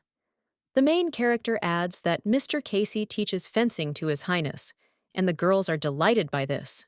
The man, noticing this, is a little embarrassed and claims that he is simply trying to help His Highness as best he can. The main character, looking at him, understands that maybe this man is younger than she thought, but he looks the same age as Daniel, although his reaction is cute. The girl also turns to Mr. Casey and asks if he came alone. The guy answers that yes, and he came right after work and didn't even have time to change. He also apologizes for appearing before them in such a state, and the Marquise replies that it is nothing to worry about. The main character understands that this is the royal fencing teacher and also the Marquise's son, and it seems that he is still a little younger than Daniel. And perhaps Douglas is already married or has a fiancée. But even if this is not the case, it is unlikely that the Marquise will agree to marry his son to one of her daughters. However, she does not know what she will do if Iris and Lily cannot marry the one they love and will grieve. The main character sighs and thinks what a sad picture this is. She does not understand why they are surrounded by good-for-nothing men. After all, one of them is an adult, the second is poor, the third is possibly engaged. The man with red hair was saying at that time that if the lady didn't mind, let him invite one of their daughters to dance. Iris at this time apologizes and claims that she has already promised another person, and Ashley says that her legs hurt. The main character thinks, is it really true that everyone has an instant refusal, and Iris even managed to escape? Mildred understands that she is not able to force them and cannot do anything, but such a situation will not look very good in the brown eyes of the Marquise Robin. When Lily also wants to refuse, the main character pushes her in the shoulder, after which the girl claims that it is an honor for her, and then goes to dance with Mr. Casey. The main character sighs and thinks that Lily is the best. Mildred also turns to the Marquise and says that the Marquis must be pleased that he has such a wonderful son. The woman replies that the lady is right, but it would be even better if he got married sooner. Sometimes there's a feeling that worthy men get married later than others. The main character thinks that means he is still free. But this guy looks like a baron she knows. Well, Mildred also says that he probably already has a fiancé. Her interlocutor replies that he was engaged twice, but both engagements ended sadly, and the main heroine asks if it is true. The woman replies that of course the problem was not with Mr. Casey. The main character thinks that this is surprising, because two brides escaped from men, and they think that the problem is not with him. Lydia replies that it is true, and Mr. Casey is a wonderful young man, but he is always unlucky. The lady also whispers that they say he received a gift from a fairy, and there is a rumor in the States that the gift is connected with marriage. The main character understands that, of course, she knows that fairies exist in this world. After all, Cinderella received help from the fairy godmother, but she did not think that they would be spoken about openly and asks if the Marquise talks about the fairy's gift. The woman replies that yes, but no one except Mr. Casey's parents doesn't know what it really is, and the main character says that it means the market didn't tell anyone about it. Mildred wonders if the Marquise really didn't tell anyone, and wonders when he could have received the fairy's gift. And also, what kind of gift is this, since he deprived him of luck? And the girl thinks that if he turns out to be dangerous for Lily, in that case, she will immediately trample him with her heels. The aristocrats at this time ask who is the lady with whom Mr. Casey is now dancing, and then everyone tells him that she looks like one of the Miss Brands. Daniel listens to this and stops, and when he looks away, he sees Mildred there, and when he goes up to her, he wishes her good evening. The main character turns around and smiles at him, after which the guy is a little surprised. The Marchioness also notices Baron Walford, and the guy smiles in response, and thanks her for the invitation and says that the Marchioness has organized a wonderful evening. The woman thanks him for coming, and also claims that both of His Highness's tutors attended her reception, so she is flattered. Daniel claims that even if he had not come, Mr. Casey would have definitely dropped in, because he had long intended to visit her. The woman then smiles and also claims that he is now dancing with Mrs. Brands' second daughter, and the main character smiles in response. The Baron then turns to Mrs. Brands and answers that she did not expect to meet Mr. Walford there. The man asks if that's true, then holds out his hand and asks if that means the lady didn't expect him to ask her to dance. Mildred replies that she has to look after the children, but then she realizes that all the aristocrats are looking at them, and yet she extends her hand to him in response and thanks him for the invitation.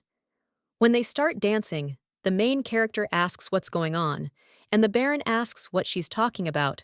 The lady asks if he asked her to dance for something other than to tell her something, and the guy turns to the lady again and asks if he can't just ask her for something. The woman replies that he is famous for not asking anyone to dance, and Daniel understands that this is true, because he usually does not dance at social events. A little while ago, someone approached the Baron and claimed that recently he began to appear more often in society, and this year he participates in social life significantly more than last year. So it seems that this time a lady appeared who interested the Baron. When the guy was heading further, someone else addressed him. The guy wished Countess Stewart a good evening, and the woman, with a smile on her face, said that they had not seen each other for a long time. She also claimed that she had recently heard an interesting story and was curious whether it was true or not.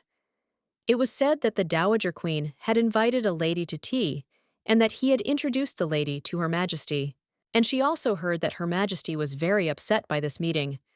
The Baron asked if this was true. The lady asked if it was not true, to which he replied that he did not know. The guy wondered how the rumors about that meeting spread so quickly. Despite the fact that Her Majesty has long since retired from affairs, she is still the most authoritative person in the kingdom, and if Her Majesty was offended by that meeting, then it is unknown what kind of gossip and rumors are now circulating in society. These rumors can be disastrous for Mildred, and there were 4 of them that day, so he is sure that the one who spread the rumors was Countess Valerie. The guy also thinks how dare she, and when he went further, he claimed that soon the lady will know about everything. Daniel understands that, firstly, people seeing their dance will think that the rumors are false, and that with the help of a couple in dance, you can get rid of gossip. It is for this reason that he asked Mildred to dance. And secondly, of course, he just wanted to dance with her. The guy then puts his hand on the lady's waist and claims that the hosts of the party would be disappointed if their guest left without even dancing once, so the missus saved him. The main character wonders if he means that the dance with the married woman we give might saved him from unwanted attention. She also says that it's good, and since the Baron helped them, she should help him too. Well, the guy asks if he really helped them, after which the girl replies that he did invite Lily to dance during the debut. The guy then says yes. The main character, looking at his expression, wonders if this is really the case, and if there are any rumors. And maybe a rumor is spreading that she angered the Dowager Queen, and with his invitation to dance, he is trying to help her. Mildred then sighs and says that Mr. Walford is a good man, although she does not always understand his intentions.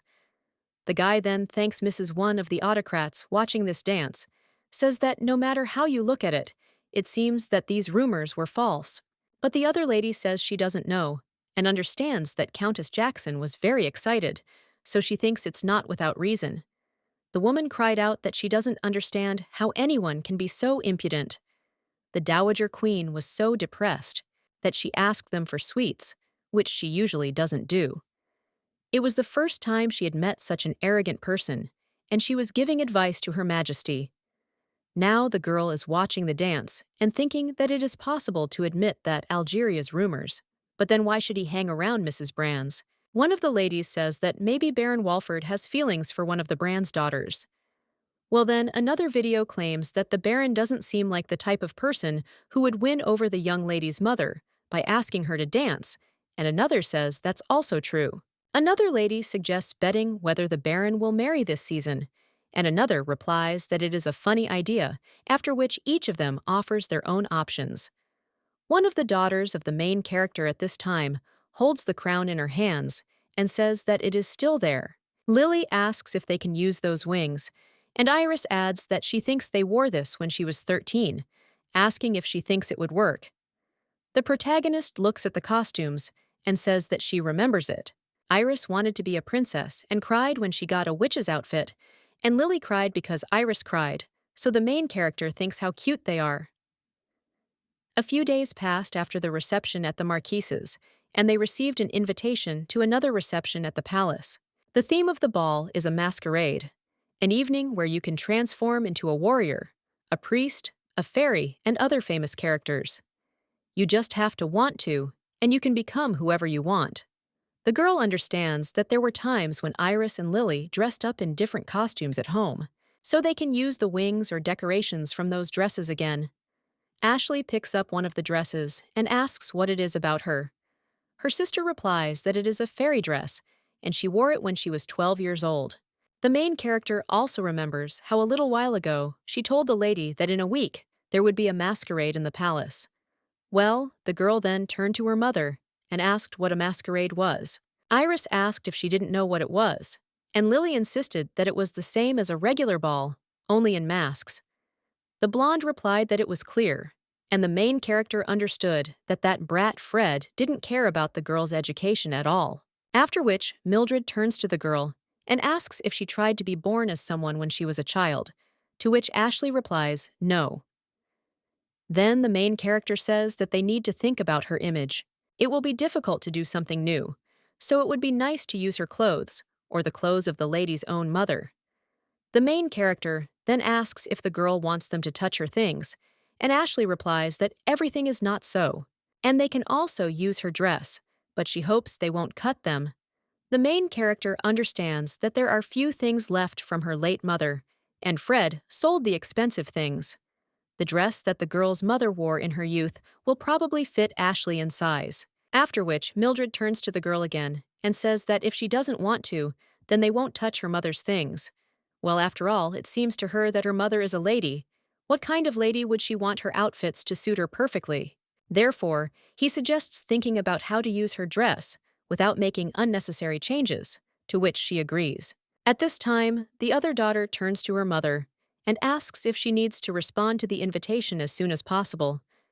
Their main character realizes that she has completely forgotten. In this world, it is necessary to write responses to invitations, regardless of whether it will be consent or refusal. Mildred thinks that it is good that she has memories of the previous owner of the body, because if she had written the response herself, it would have been immediately thrown away. The main character also asks for some help after the girls decide on their looks.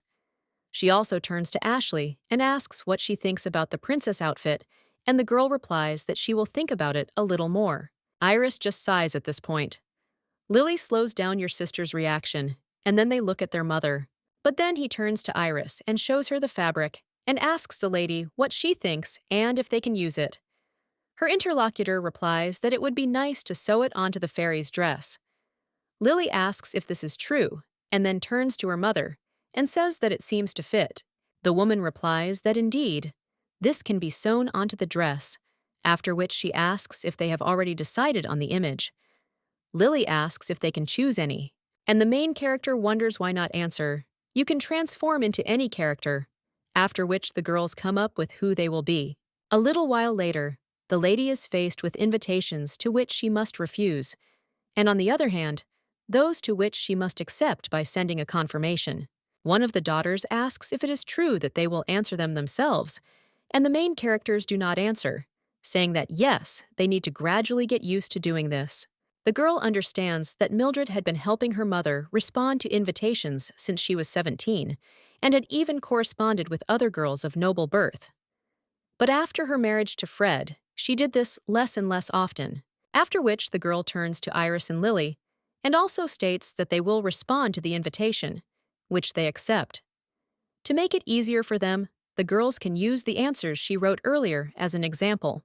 Both ladies immediately get to work, and the main character understands that they are so different even in such small things. After which, Mildred turns to Ashley and tells her to come there, and also offers to practice her penmanship. Ashley answers, puzzled, that she can write, and the main character answers that she knows, but still understands that Ashley is in too much of a hurry when she writes, and of course, beautiful handwriting is not the most important thing. But since exchanging letters is an integral part of social life, it still needs to be adjusted a little. Lately, Ashley has been reading one book a week and keeping a diary, where she describes her impressions every day.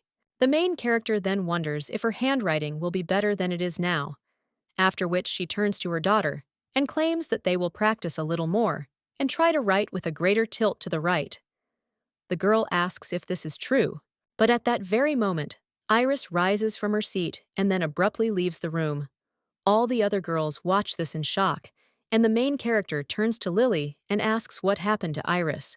The girl doesn't even know how to say it after that, and the main character thinks, is it really because of Ashley? Well, the lady didn't do anything. At this time, Lily says that it would be better for her mother to ask her herself, but the main character asks if she can tell. The girl answers that she can, but this concerns Iris's feelings, and the main character understands that this is right, because at such moments she realizes that the children are already quite grown up. Ashley at this time asks if this is all because of her. Mildred replies that it is unlikely because she did nothing, but the blonde says that maybe her sister is disappointed in her because she writes badly. Lily immediately claims that this is not the reason, and the main character replies that yes, and she doubts that Iris left because of this. Mildred does not think that the girl expected anything from Ashley, and so responded to her problem with handwriting. After which, the woman says that the ladies should continue writing, and she will go and talk to Iris, to which they agree. A little while later, the main character is already knocking on the girl's room and asking if she is there. In response, she hears only silence, after which she does not say that she will come in. When the lady opens the door, she realizes that it is not locked, and entering the room, she sees a girl on the bed who is covered with a blanket. Mildred immediately approaches her and asks what happened and why she is covered. But when the lady touches the girl, he moves away, and the main character wonders if she is crying.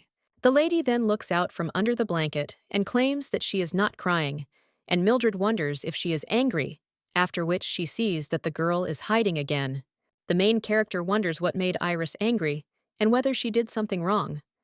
Well, her interlocutor wonders whether her mother really doesn't understand. Mildred wonders what's going on and asks to tell her so she can understand. Iris then claims that she doesn't like the fact that her mother is so kind to Ashley, and the main character asks if she really doesn't like the fact that she treats Ashley well. Iris then screams that it understands everything and it's so stupid, and also understands that Ashley is a pity and they should sympathize with her. The main character thinks that they are not obliged to sympathize with her. Well, her daughter then says that mother is their mother too. She and Lily are also her daughters. Mildred asks if the girl really wants her to bully Ashley, to which you answer that you don't want to, and just know that your mother sympathizes with Ashley, and she also feels sorry for her because the girl lost her parents. But sometimes when she looks at how kind her mother is to Ashley, it irritates her.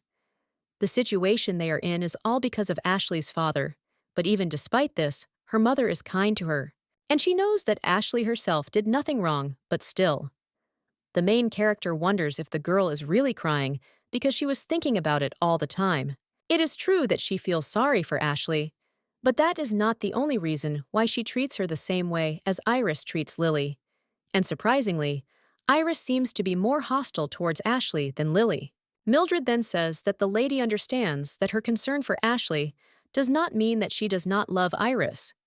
The girl replies that she understands, but now because of her father, they are in a difficult financial situation. So how can she be sympathetic after that? Mildred replies that none of this is Ashley's fault, and the girl wonders if that's why her mother wants to say that she should forgive her too. Mildred replies that Ashley is not to blame for anything and thinks that she is certainly to blame for breaking the dishes and ruining Iris's dress, but that the financial difficulties they are facing have nothing to do with her. Iris asks her mother if she really likes Ashley, and the main character thinks that if there was a real Mildred, she would probably start to deny everything sharply, but maybe over time she would start to think the same way as she does. The leader turns to his daughter and claims that Ashley lost her mother when she was only 5 years old. The girl replies that she thinks it's terrible, and the main character says that she's sick and now imagines that Iris is Ashley, and she is a mother who falls into eternal sleep when she's only 5 years old. After which, the woman asks if the girl knows how cute she was at that age. Memories of Mildred flash through the girl's mind, and then she claims that Ashley's mother is falling into eternal sleep, leaving behind the sweetest and most beloved 5-year-old daughter in this world. That's why she worries so much about Iris, that she can't close her eyes, and if she falls into eternal sleep, who will do her hair? Who will teach her how to apply makeup and choose clothes? Who will say that she needs to be careful when alone with a man, and that she can't go out into the city alone? Then she asks, what if the lady were in Ashley's place, if her beloved daughter lost her mother at 5, and then at 17, and her father, someone who would give her his love? If she had then fallen into eternal sleep with her father, then perhaps the girl would now be in the same position as Ashley, and if the girl at 17 years old was left an orphan, then she would want someone to take care of her the same way she takes care of Ashley.